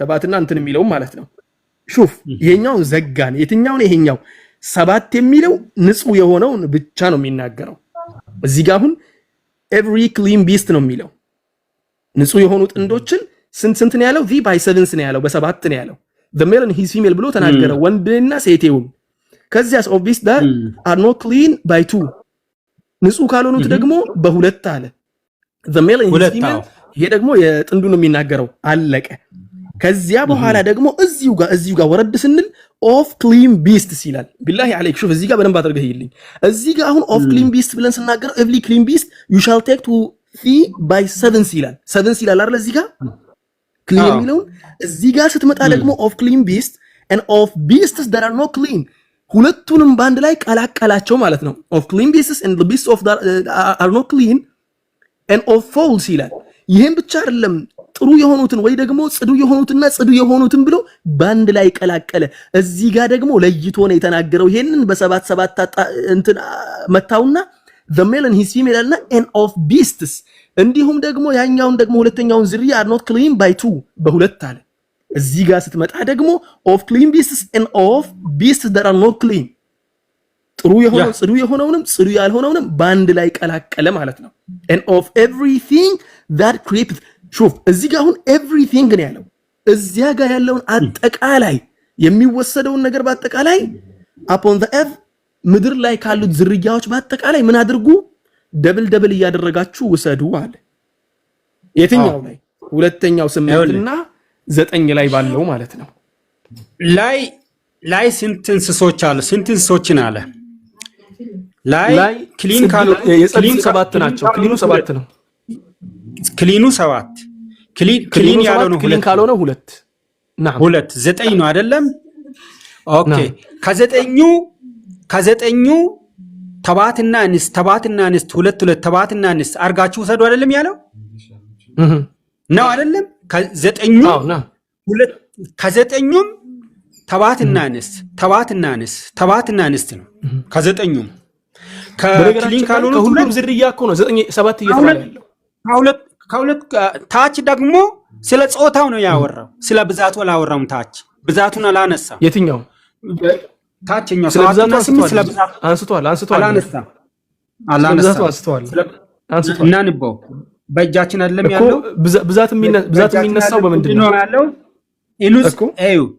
ንጹህ እንስሳም ንጹህም ካልሆነ እንስሳ ከወፎችና በምድር ላይ ከሚንቀሳቀስ ሁሉ እግዚአብሔር ኖህን እንዳዘዘው አይታል ኖህን እንዳዘዘው ሁለት ተባትና እንስት እየሆኑ ወደ ኖህ መርከብ ይገቡ ነው ሁለት ያለው የእንስሶችን ብዛት አይደለም ሁለት ማለት ተባትና እንስት ወንድና ሴት ስንት ናቸው ሁለት አይደለም ወንድና ሴት ተባትና እንስት ሁለት ናቸው እሱ ስለ ጾታ ነው የሚያወራው 7 እና 8 ስለ ጾታ ሲል እኮ አራት ሰዎች እኮ ናቸው አይደል እንዴ ሁለት ሲል እኮ አራት ሰዎች እኮ ናቸው ሁለት የሚለው እኮ የሁለት ተባትና ከፊት የተጠቀሰውን ተባትና እንስትን ለማመልከት ነው ሁለት ያለው ተባትና እንስትን ለማመልከት ነው ሁለት የእንስሳ ቁጥሩን ለመግለጽ አይደለም እንደዛ እኮ ነው እዚህ ጋር አሁን አንድ ነገር ልበልሃ ወልድ እሺ እዚህ ጋር አሁን ከንጹህ እንስሳት ሁሉ 7 ተባትና እንስት አለ ንጹህ ካልሆነው እንስሳ ደግሞ ሁለት ተባትና እንስት አለ ይሄ ቁጥርን ይገልጻል ወይስ አይገልጽም? ብዛታቸውን ይገልጻል ወይስ አይገልጽም? ብዛታቸውን ይገልጻል ወይስ አይገልጽም? 7 እና 2 የሚለው 7 እና 2 እዛ ላይ የንጹህ ያልሆነውን ብዛቱን 2 ጾታውን ወንድና ሴት ተባትና እንስ ብለዋል። 7 እና 2 9 ናቸው። ታች ዘጠኝነቱን አይደለም ችግር የለውም። ዘጠኝነቱን አይደለም ችግር የለውም። 7 እና 2 የሚለው የቁጥር ልዩነትስ የለውም? 7 እና 2 ማ የቁጥር ልዩነት አለው እኮ የቁጥር ልዩነት አለው። ንጹህ የሚለው አሁን እዚህ ጋር ንጹህ እንስሳ የሚለው ንጹህ እንስሳ በ7 ነው የሚባዛው፣ ያኛው ደግሞ በ2 ነው የሚወሰደው። ልዩነት አለ ማለት ነው። ንጹህ አሁን በሁለቱ መካከል አለ። 8ኛው ጋር ስመጣ ደግሞ ከንጹህ እንስሳ ንጹህም ካልሆነው እንስሳ ከወፎችና በምድር ላይ ከሚንቀሳቀሰው ሁሉ እግዚአብሔር ኖህን እንዳዘዘው 2 ተባትና እንስት እንደሆኑ ወደ ኖህ ወደ መርከብ ውስጥ ገቡ አለ። አዎ 2 እንደሆኑ ነው የሚናገረው። ያኛው ደግሞ 7 እንዴ ንጹህ የሆነው 7 ብሏል፣ ንጹህ ያልሆነው ደግሞ 2 ብሏል። ቅድም ንጹህ ያልሆነው ታዲያ ለምን 2 ማለት አስፈለገ? ያ 9ኙም እኮ ነው የገባው። ያ 9ኙም አይነት እንስሳ 2 7 ወንድ ተባትና እንስት እያለ 2 ነው የገባው። ይሄን በምን ታረጋግጣለህ መሰለህ? በእንግሊዘኛው ከላይ ቁጥሩን ለመግለጽ by 7 by 2 ብሎ ነው የተጠቀሰው። by 7 በነገራችን ላይ የእንግሊዘኛውንም የእንትኑንም በአንድ ላይ ቶሎ እንትን ብንል ነው የሚሻል። ማለት ከመጽሐፍ ወደ መጽሐፍ እየቀያየርን ከትርጉም ወደ ትርጉም እየቀያየርን ከምንሄድ ማለት ነው። አንደኛው ላይ ወይ እንግሊዘኛውን ነው ወይ አማርኛውን ነው አይደለም፣ ግዴታ ነው። ለምን መሰለህ? ኢቨን አሁን ይሄም እንኳን ባሁን እዚህም ላይ ትርጉም ስለሆነ ትርጉም አይሳሳትም የሚል እምነት የለም። ትርጉም ሲሳሳት ወደ ኦሪጂኑ ሄደን የኦሪጂኑ ማኑስክሪፕት ነው ቼክ የምናደርገው፣ በዛ ነው የምናጣራው። ይሄ እንኳን ተግባራዊ ማን ነው? ይሄ እንኳን በቂ ማስረጃ አልሆነንም።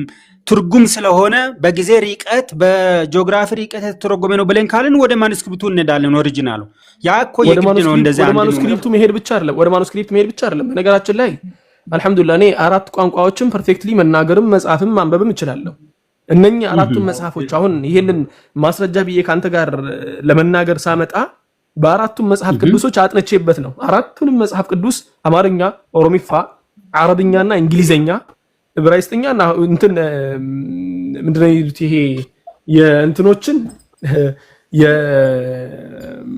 የአይሁዶችን ኢብሩም ማለት ነው ኢንሻአላህ። እሱን ደግሞ መንገድ ላይ ነኝ ቢኢዝኒላህ። ለጊዜው ደግሞ ይሄኛው ነው ያጠና ያለሁት። እነኛ አሁን ያጠናኋቸው ነገሮችን ሁሉም መጽሐፍ ላይ ያገኘሁት አንድ አይነት ነው። እነኚህ መጽሐፎች ላይ የሚናገረው የመጀመሪያው ላይ 7 እና 2 ነው የሚለው ቁጥር ነው የሚጠቅሰው። ምን አለ?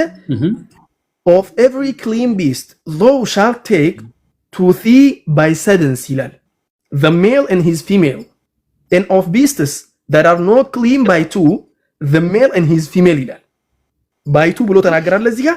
ያኛው ላይ ደግሞ ሲመጣ of clean beasts and of beasts that are not clean ጽዱ ከሆኑትና ጽዱ ካልሆኑት ነገርም ምናምን ብሎ ተናገርና በስተመጨረሻ ላይ አምጥቶ 9ኛው ላይ there went into 2 and 2 and to Noah into the ark አለ።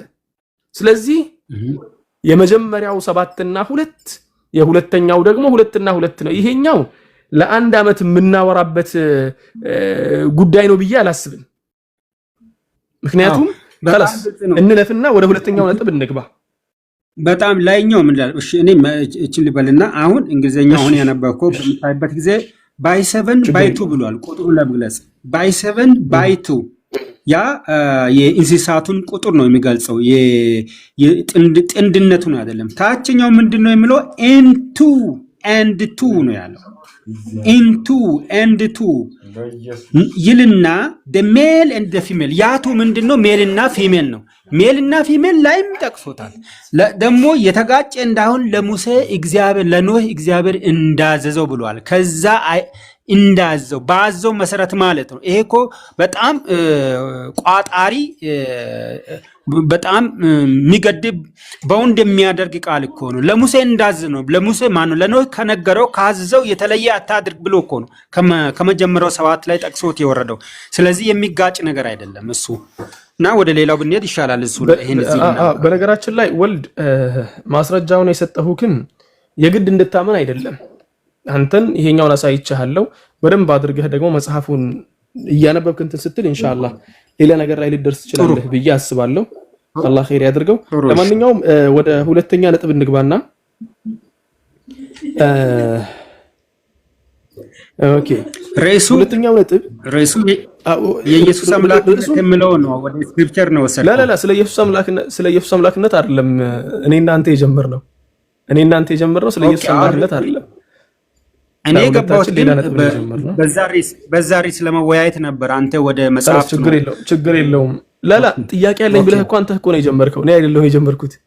የሆነ ጥያቄ ነበር ያ ተመለሰልኝ አልክና ከዚያ በኋላ ስትጠይቅ እኔ ያንን ጥያቄ መለስኩልህ። ከዚያ በኋላ ወደዚህ ጉዳይ ልናልፍ ቻልን። ምክንያቱም ስለ ቁርአን ጉዳይ ካነሳ አይቀር ብዬ በዚያው ጋር አመጣሁልህና ስለ መጽሐፍ ቅዱሱን ቀጥሎስ ለጊዜው ይብቃን።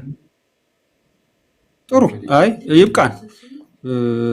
ምክንያቱም በቃ አገባቢ ይሄ አይደለም፣ በዛ አልነበረም። እሺ ችግር የለውም። እሺ ለማንኛውም አመሰግናለሁ። በጣም ደስ ብሎኛል ላደረኩት ውይይት። በጣም እግዚአብሔር ይስጥልን። አመሰግናለሁ። ለመጀመሪያ ጊዜ ነው መሰለኝ ከአንተ ጋር ስንገናኝ በዚህ አይነት መንፈስ። በነገራችን ላይ ሁል ጊዜ አስያ ቤት እኔ ሲገባ በዚህ አይነት በፍትሃዊነትና በሰላማዊ መንገድ ነው የሚታወያየን። እግዚአብሔር ይስጥልኝ። በጣም አመሰግናለሁ። በጣም ነው አመሰግነው። አየ እኔም አሁን የእንቅልፍ ሰዓት ደርሶብኛል። እስቲ ሄጄ ልተኛበት። ሜቢ አሁን ሰዓቱ 1 ሰዓት ሆኗል ከምሽቱ ማለት ነው። 1 ሰዓት ያኒ ሀገር ቤት 7 ሰዓት የሚባለው ማለት ነው። በጣም ቆይቻለሁ። ስለዚህ ወንድሞችና እህቶች ፍቀዱልኝና ሄጄ ልተኛበት። ቤተሰብ በአጠቃላይ ተኝቷል። ብቻዬን ነው ቁጭ ብዬ ያወራ ያለሁት። ባረከላሁ ፊኩም። በነገራችን ላይ ስለ ክብር ጉዳይ ከስር ካነሳችሁ አይቀር ሙስሊሞች ከስራ አስመር የምነግራችሁ ነገር ምንም የሌላ እምነት ተከታዮችን የምትቆጡበትና የምትሳደቡበት ምክንያትም የላችሁም። ሲጀመር ምክንያቱስ ብትሉኝ ማስረጃ አለ። خلاص በኦሮሚፋ አንድ የሚባል ነገር አለ። ዋረጋን ደበን ደጋንዳህን ይባላልና በማስረጃ ያቃተህም በድንጋይ በለው ነው። እኛ ጋር ደግሞ ማስረጃ ጨቅ ነው። ማስረጃ እያለ አበደን ሰውን መስደብም ማንጓጠጥም እንትን ማለትም አያስፈልግም።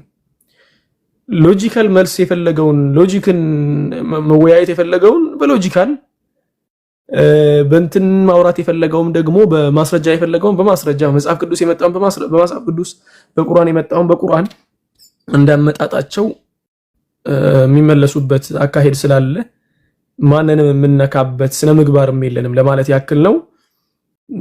ብዙ የሌላ እምነት ተከታዮች ስርዓታቸው በጣም የወረደ መሆኑን ሁላችን እናውቃለን። ግን አንዳንድ እንደ ወልድ ያሉ ጎበዝ ልጆች አሉ። ሲመጡ ምንም እንኳ ባንግባባበትም ከስር ያላችሁ ሰዎችም እየተረዳችሁ ነው ስተቱ የቱ ጋር እንደሆነ። ሆኖም ግን ገብቶ እንዲህ ስርዓት ባለው መልኩ ተወያይቶ እላፊ ነገር ሳይናገር በስርዓት አውርቶ መጨረስ መቻል ራሱ ጥሩ ስብዕና ነው። ወንድማችን ወገናችን ወልድን አላህ Subhanahu Wa Ta'ala ቀጥተኛ መንገድ ይምራው። አላህ ሁላችንም ቀጥተኛውን መንገድ ይምራንላችኋለሁ ሁላችሁ። ባረከላሁ ፊኩም ወአህሰነላሁ ኢለይኩም። እህት ቃልን አውሯት እያሉ ነው። ቃል ጥያቄ ነበራት።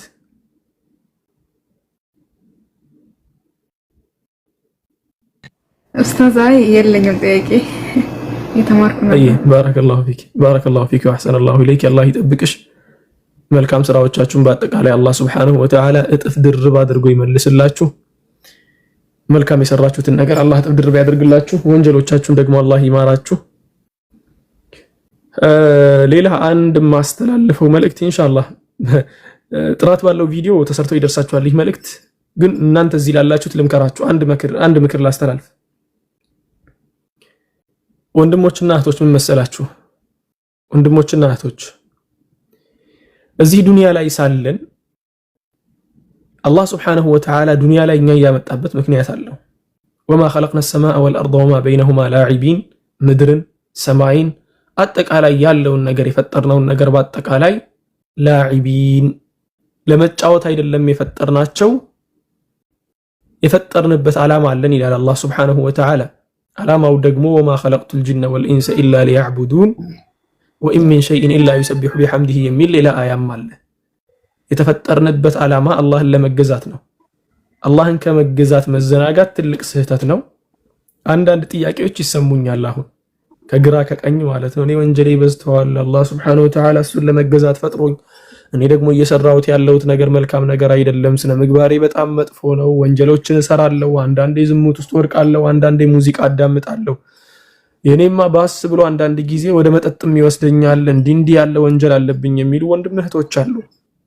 አላህ ሱብሓነሁ ወተዓላ ከነማንነታችሁ ነው የሚፈልጋችሁ። ለምን ሲል እናንተ ሊያጸዳችሁ ወደ አላህ ሱብሓነሁ ወተዓላ ሄዳችሁ እንድትወብቱ ነው የሚፈልገው። አላህ ሱብሓነሁ ወተዓላ ከጸዳህ በኋላ አይደለም የሚወድህ። ላ ወላሁ ዩሪዱ አየቱበ ዐለይኩም ነው። ወንጀለኛ ሆናችሁ ሊምራችሁ ይፈልጋል። ብቻ እናንተ መሐርታን ጠይቁት። እናንተን ሊምራችሁ ይፈልጋል ረብል ዒዘቲ ወልጀላል። እናንተ ግን የአላህን መሐርታ የምትፈልጉ ከሆነ ምህረቱን ታገኛላችሁ። ወላሁ ዩሪዱ አየቱበ ዐለይኩም አላህ ሊምራችሁ ይቅር ሊላችሁ ይፈልጋል።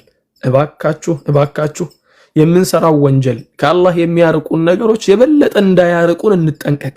ወደ አላህ መመለስን ባህሪያችን እናድርግ። መልካም ነገሮችን መስራትን፣ ሰደቃ መስጠትን፣ ከመጥፎ ነገር መከልከልን፣ ወንጀል ስንሰራ ደግሞ በመልካም ነገር መተካትን። ወአትቢዕ ሰይئة الحسنة ተምሑሃ መጥፎ ነገር ስትሰራ በመልካም ነገር አስከትላት። ምክንያቱም ያቺ መልካም ነገር መጥፎዋን ነገር ወንጀሏን ታጠፋታለችና ይላሉ ሰለላሁ ዐለይሂ ወሰለም። እኛም ያንን ነገር መከተልና ማድረግ አለብን። ልሰጣችሁ ፈልጋለሁ ያልኩት መልእክት ደግሞ ሁላችሁም አላህ ያገራላችሁ አንድ ነገር አለ። እዚህ ስር ያላችሁ ወንድምና እህቶች ሜይቢ 350 ሰው ትሆናላችሁ አነሰ ከተባለ። ይሄ 350 ሰው ቲክቶክ አካውንት አለው አይደል? 350 ሰው ቲክቶክ አካውንት አላችሁ። 350ችሁንም አደራምላችሁ ነገር ወይ ደግሞ 367 ሰው ነው ያለው ኤግዛክትሊ ማለት ነው። 367 ሰዎችን አደራ የምላችሁ ነገር ወንድሞቼና እህቶቼ፣ የናንተ መልእክት ማጋ እንደሚደርስ ስለማታውቁ ባገኛችሁት እድል ሁሉ ወደ አላህ Subhanahu Wa Ta'ala ተጣሩ። ባገኛችሁት እድል ሁሉ ወደ አላህ መንገድ ሰዎችን ጋብዙ። የምትጋብዙበት መንገድ ደግሞ በመናገር ብቻ አይደለም፣ ሌሎች ወንድሞችን በመጋበዝ የሌሎች ወንድሞችና እህቶችን ቪዲዮዎችን ከት ያደረጋችሁ ፖስት በማድረግ የሚሰሩትን ነገር ሼር በማድረግ መልእክቶች እንዲዳረሱ በማድረግ የራሳችሁንም ዕውቀት ለማካበት ዕውቀት የሚሰጥበት ቦታ ላይ በመገኘትና ደርሶችን በመከታተል አንድ ነገር ጨምሩ። ከትናንትና ዛሬያችሁ ይሻል፣ ከዛሬያችሁ ነጋችሁ ይሻል። ምክንያቱም ከትናንትና ዛሬ የሚሻል ከሆነና ከዛሬ ነገ የሚሻል ከሆነ የሆነ ቦታ ላይ የሆነ ጊዜ ላይ አንድ ቦታ ትደርሳለህ፣ የምታለምበት ቦታ ማለት ነው። ይሄን ያልኩበትን ምክንያት ልንገራችሁ። እናንተ ዛሬ የምትወረውሩት ድንጋይ የቱ ጋር ሄዶ እንደሚመታ፣ እናንተ ዛሬ የምትልኩት ሼር የምታደርጉት ዳዕዋ የቱ ጋር ደርሶ እንደሚያርፍ አታውቁምና። ኢማሙ አህመድ ረህመቱላሂ ዐለይሂ ሁላችሁም ታውቁታላችሁ። ኢማሙ አህመድ ሲባል ጆሮአችሁን በደንብ አድርጎ የተቆጣጠረ ኢማም ነው። ኢማሙ አህመድ ትላልቅ በደሎችን አስተናግደዋል።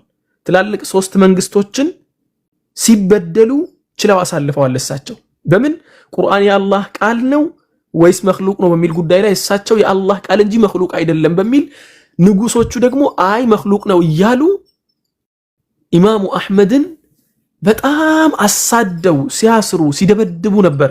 ሐታ አልሙዕተሲም በዱላ ሁላ ሲደበድበው ነበር፣ በራሱ ማለት ነው። ዘበኞቹን አስደብድበው አስቀጥቅጦ አልበቃ ብሎት ለራሱ ወልዶ ይደበድበው ነበር። ያ ሁላ ነገር ሲያደርግ ብርታት የሆነኝ ነገር አንዲት ነገር አለች ብሎ ይናገራል ኢማሙ አህመድ።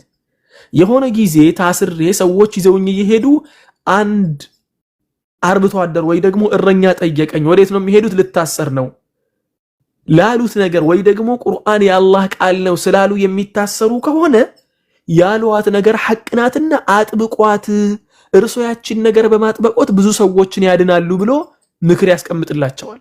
በሳቸው ዘመን በጣም ብዙ ሰዎች ከመስመር ስተው ነበር።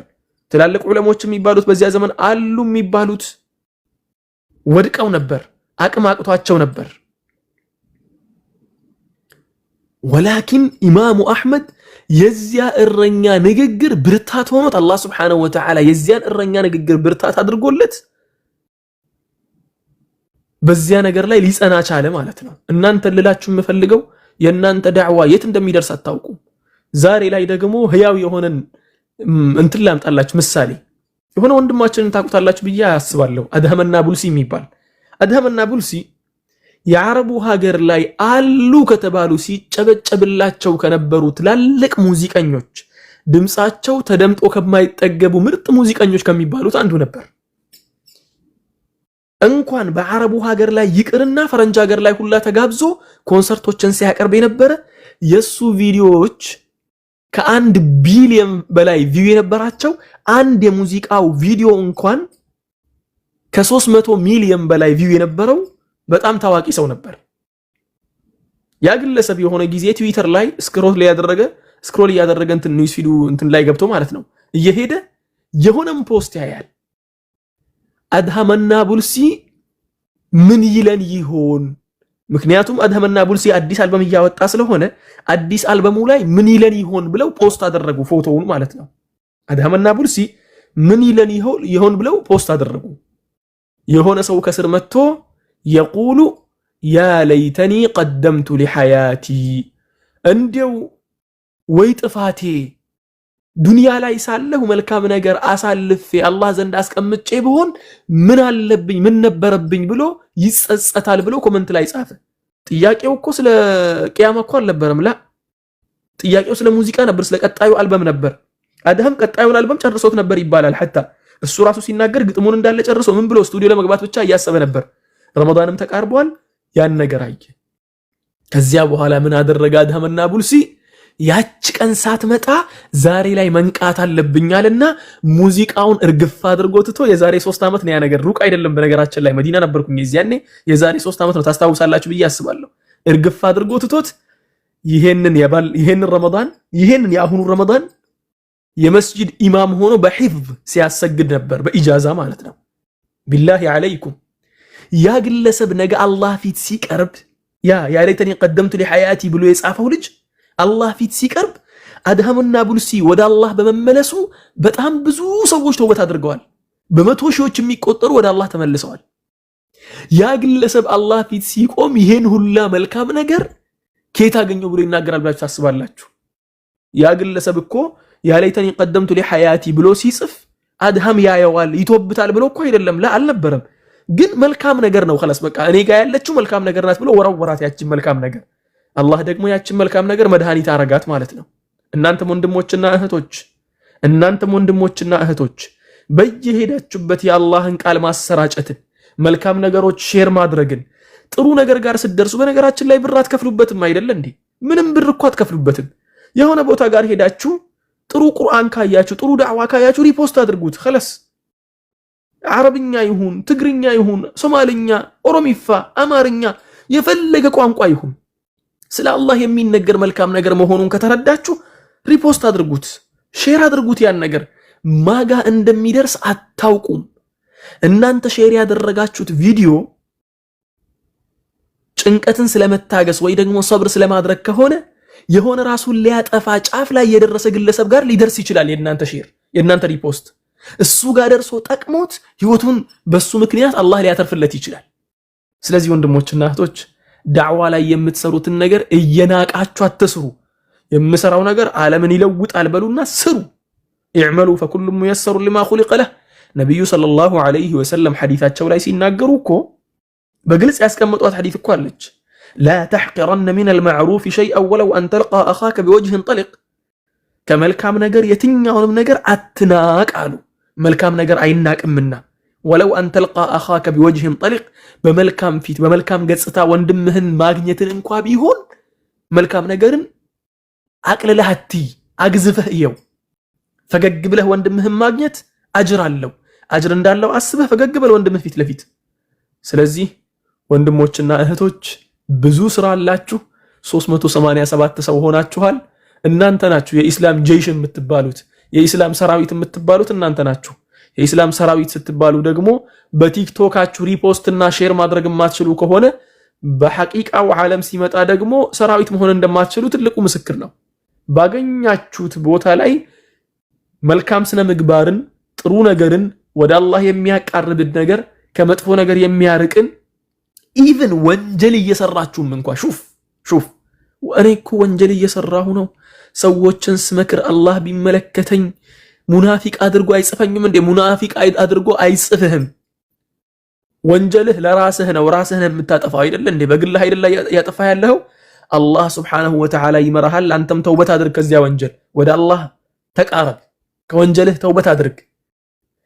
ተውበትን እስከማድረግ ድረስ ይህች ነገር ሪፖስቷ ትቆየኝ አትቆይክ፣ ሪፖስት አድርጋት። ምክንያቱም መቶበት አለመቶበትህን እዚያ ቦታ መድረስ አለመድረስህን አላህ ብቻ ነው የሚያውቀው። ዛሬ ላይ ሪፖስት ያደረካት መልካም ነገር ደግሞ ነገ አላህ ፊት ስትቀርብ ምን እንደምታመጣልህ አታውቅም፣ ምን እንደምታስገኝህ አታውቅም። አንተ ሪፖስት ያደረከው ነገር ቁርአን ሊሆን ይችላል። ያ ቁርአን ማንም ሰው ጋር ሳይታይ አንዳንድ ጊዜ እኮ ሪፖስት የተደረጉ ነገሮች እኮ ሪፖስት መደረጋቸው ብቻ በጣም ብዙ እይታ ያገኛሉ አይደል? ያ ቁርአንን ያዳመጠ የሰማ የተገበረ ተአሲር ያደረገበት ወይ ደግሞ ያ ቁርአን የመራው ወደ ቀጥተኛ መንገድ ያሳየው ሰው ይኖራል። ያን ነገር ደግሞ አጅሩን ታገኛላችሁ ለማለት ያክል ነው። ወንድሞች በጣም አረዘምኩባችሁ፣ ይቅርታ አድርጉልኝ። እኔ አንዴ ንግግር ከጀመርኩኝ ማቆም አልወድም፣ ለዚያ ነው። አላህ ይባርክ ፊኩም ወይሰልምኩም። ሰላም ሁኑልኝ ወንድሞችና እህቶች፣ ለአላህ ብዬ ወዳችኋለሁ። አላህ ባላችሁበት ይጠብቃችሁ። ኢን አሰብቱ ፈሚን አላህ ወኢን አኽጣእቱ ፈሚን ነፍሲ ወሚን አሸይጣን ወአኺሩ ደዕዋና አን አልሐምዱሊላሂ ረቢል ዓለሚን። አሰላሙ ዓለይኩም ወረሕመቱላሂ ወበረካቱሁ። ወአለይኩም ሰላም ወራህመቱላሂ ወበረካቱ። ኡስታዝ ጀዛከላህ ኸይረን ጀዛ። በጣም ነው የምናመሰግነው። ያው ለመጀመሪያ ጊዜ ነው ወዚህ ቤት የገባኸው። በጣም ደስ ብሎኛል ስለገባህም ማለት ነው። አትጥፋ ግን አንዳንዴ ኢንሻአላህ አልጠፋም። ኢንሻአላህ ቢኢዝኒላህ አልጠፋም። ይቀጥል የምትሉ ላላችሁት ደግሞ በቲፎዞ አይደለም ጉዳዩ። የእንቅልፍ ሰዓቴ ደርሷል። የእንቅልፍ ሰዓት ደርሶ የሆነ ኳስ ሜዳ ነበር በፊት ሳንሲሮ ነው ኦልትራፎርድ ነው የሚባለው። ኦልትራፎርድ የማንቸስተሩ መሰለኝ። ያን የሚሞላ ሰው እንኳን ቢሰበሰብ ከዚህ በኋላ خلاص ደክሞኛል ልተኛበት። ባረከላሁ ፊኩም ለማለት ያክል ነው። እንቅልፌ ስለመጣ ነው እንጂ በቀጠልኩ ነበር። ከእናንተ ጋር በቀጥልና ብዙ ባወራ ደስ ባለኝ ነበር። ወላኪን እንቅልፌ መጥቷል፣ ደክሞኛል። ወላሂ ቅድም በጣም እንትን ብሎኝ ነበር። በጣም ደክሞኝ ነበር ቅድም ስገባ ራሱ ማለት ነው። ወላኪን ወገናችንን ማናገር አለብኝ ብዬ ስላሰብኩ ነበር የገባሁት። ጀዛኩሙላሁ ኸይረን። ሰላም አለይኩም ወራህመቱላሂ ወበረካቱ። ልውጣ ፍቀዱልኝ። እህታሲያ ከፈቀድሽልኝ ልውጣ። ኧረ አብሽር ችግር የለም ኢንሻአላህ። እሺ ጀዛከላህ። እህት ቃል ግን ቃል ሙስሊም ናት አይደል? አይ መንገድ ላይ ናት። ዱዓ አድርግላት ኡስታዝ። ኢንሻአላህ ዱዓ አደርግላታለሁ። ለምን ወጣች ደግሞ? ሙስሊም መስላኝ ነበር ቅድም ያለፍኳት። ኦኬ አውዘና ነው ችግር የለው። እኔ እንትን ብዬ ነበር ማለት ቅድም ሙስሊም መስላኝ ነበር ያለፍኩት። ቃል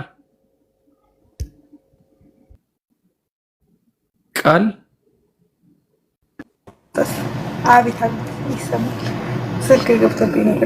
ችግር የለውም። አይ እንትን ነው የሆነ መልእክት ላስቀምጥልሽ ብዬ ነው ከመውጣቴ በፊት።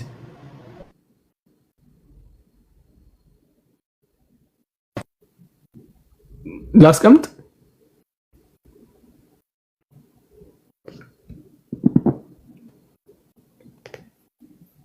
ድምጿ ታፍኗል። ቃል ድምጽሽ ታፍኗል።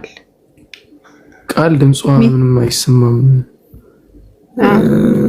መልእክት አታስቀምጥም ከሆነ አላስቀምጥም። አብሽሩ።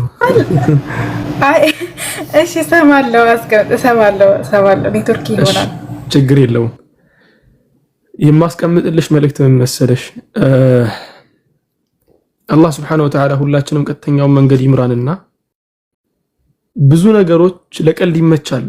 ብዙ ነገሮች ማለት ጊዜ ለመስጠትም ለምሳሌ አንድ ወንድ አንቺ ጋር መጥቶ አፈቀርኩሽ ካለ ላስብበት። በፊት እንደዛ ነበር የሚባለው፣ አሁን ላይ አላውቅም። ምክንያቱም ካገባን ቆይቻለሁና ማለት ነው። አፍቅሬሻለሁ ካለ ላስብበት ይባላል፣ ድሮ ተማሪ እያለም ማለት ነው። የእምነት ጉዳይ የሃይማኖት ጉዳይ ግን እውነት ነው፣ ማሰብ ይፈልጋል፣ ግዴታ ነው። ከምንም ነገር በላይ ሊታሰብበት የሚገባ ነገር ሆኖ ሳለ ምን እንደሚቀድመን ስለማናውቅ በተቻለን አቅም ቶሎ ብለን ብናስብበት መልካም ነው።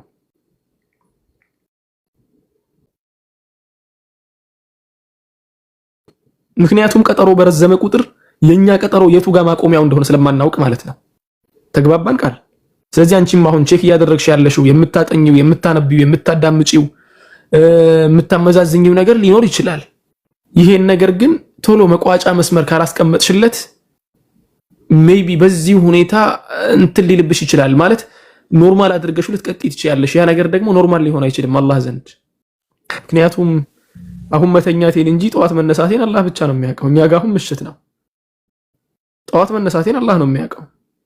እርግጦኝ የምነግርሽ ነገር አንድ ቀን ግን ያቺ ቀን ያላቃትም ሙአዝ ነዚፍ እኮ አረፈ የሚባልበት ቀን ወላሂ ይመጣል።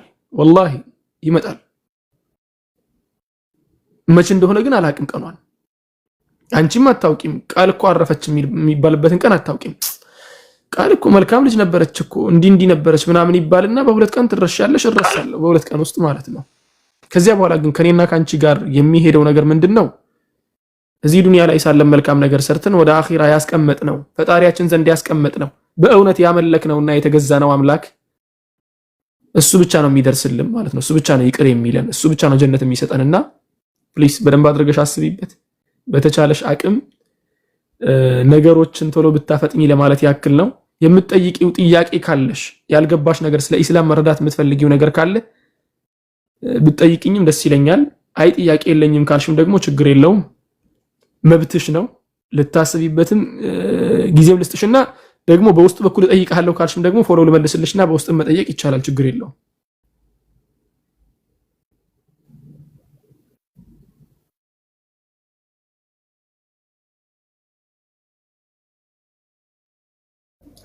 ቃሌ እየሰማሽ ነው?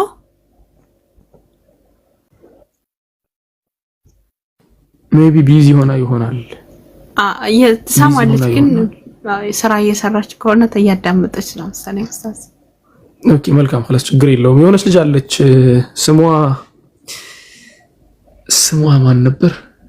ወላሂ ስሟን በደንብ አላስታውስም። ኡርጂ ትሁን ቀነኒ ብቻ እርግጠኛ አይደለሁም። ያቺ ልጅ ኦልሞስት ለአንድ ዓመት ያክል ነበር እስልምናን አጠናለሁ ብላ በጣም ረጅም ጊዜ ወሰደባትና ከዚያ በኋላ አሁን ከሁለት ወር በፊት ነው የሰለመችው። ወላሂ በጣም ስፈራላት ነበር፣ በጣም ማለት ነው። ምክንያቱም ልጅቷ በቃ አውቃለች፣ እስልምናን በደንብ አድርጋ አውቃለች፣ ተረድታለች። ነገሮች ሁላ ገብተዋት ነበር። ሐታ ከክርስቲያኖች ጋር ቁጭ ብላ ሁላ እያወራች መጽሐፍ ቅዱስንም ታውቅ ነበርና ይሄ ማስተት ነው ይሄ እንደዚህ ነው ብላ ትመልስ ነበር። ሐታ ግን በጣም ፈራ ነበር። ይህችን ልጅ አላህ Subhanahu Wa Ta'ala እድሜዋን አርዝሞ እንደው የእስልምናውን ቀን ያሳየኝ እል ነበር። አልহামዱሊላህ አላህ Subhanahu Wa Ta'ala የኔንም እድሜ ያረዘመ እሷንም ቀጥተኛውን መንገድ መራት። ከሁለት ወር በፊት ሸሃዳዋን አለች። እህት ቃልም ደግሞ ረጅም ጊዜ አይፍጅብሽ ለማለት ያክል ነው። ፕሊስ ጊዜያችን አናውቅም እድሜያችን አናውቅምና እንጠቀምበት ለማለት ያክል ነው። ጨርሻለሁ። ፍቀዱልኝና እኔም ልተኛበት። ሰላም አለይኩም ወራህመቱላሂ ወበረካቱሁ። ወአለይኩም ሰላም ወራህመቱላሂ ወበረካቱ። በጣም እናመሰግናለን ኡስታዝ። እኔም አመሰግናለሁ። ጀዛኩሙላሁ ኸይራን። ወይያክ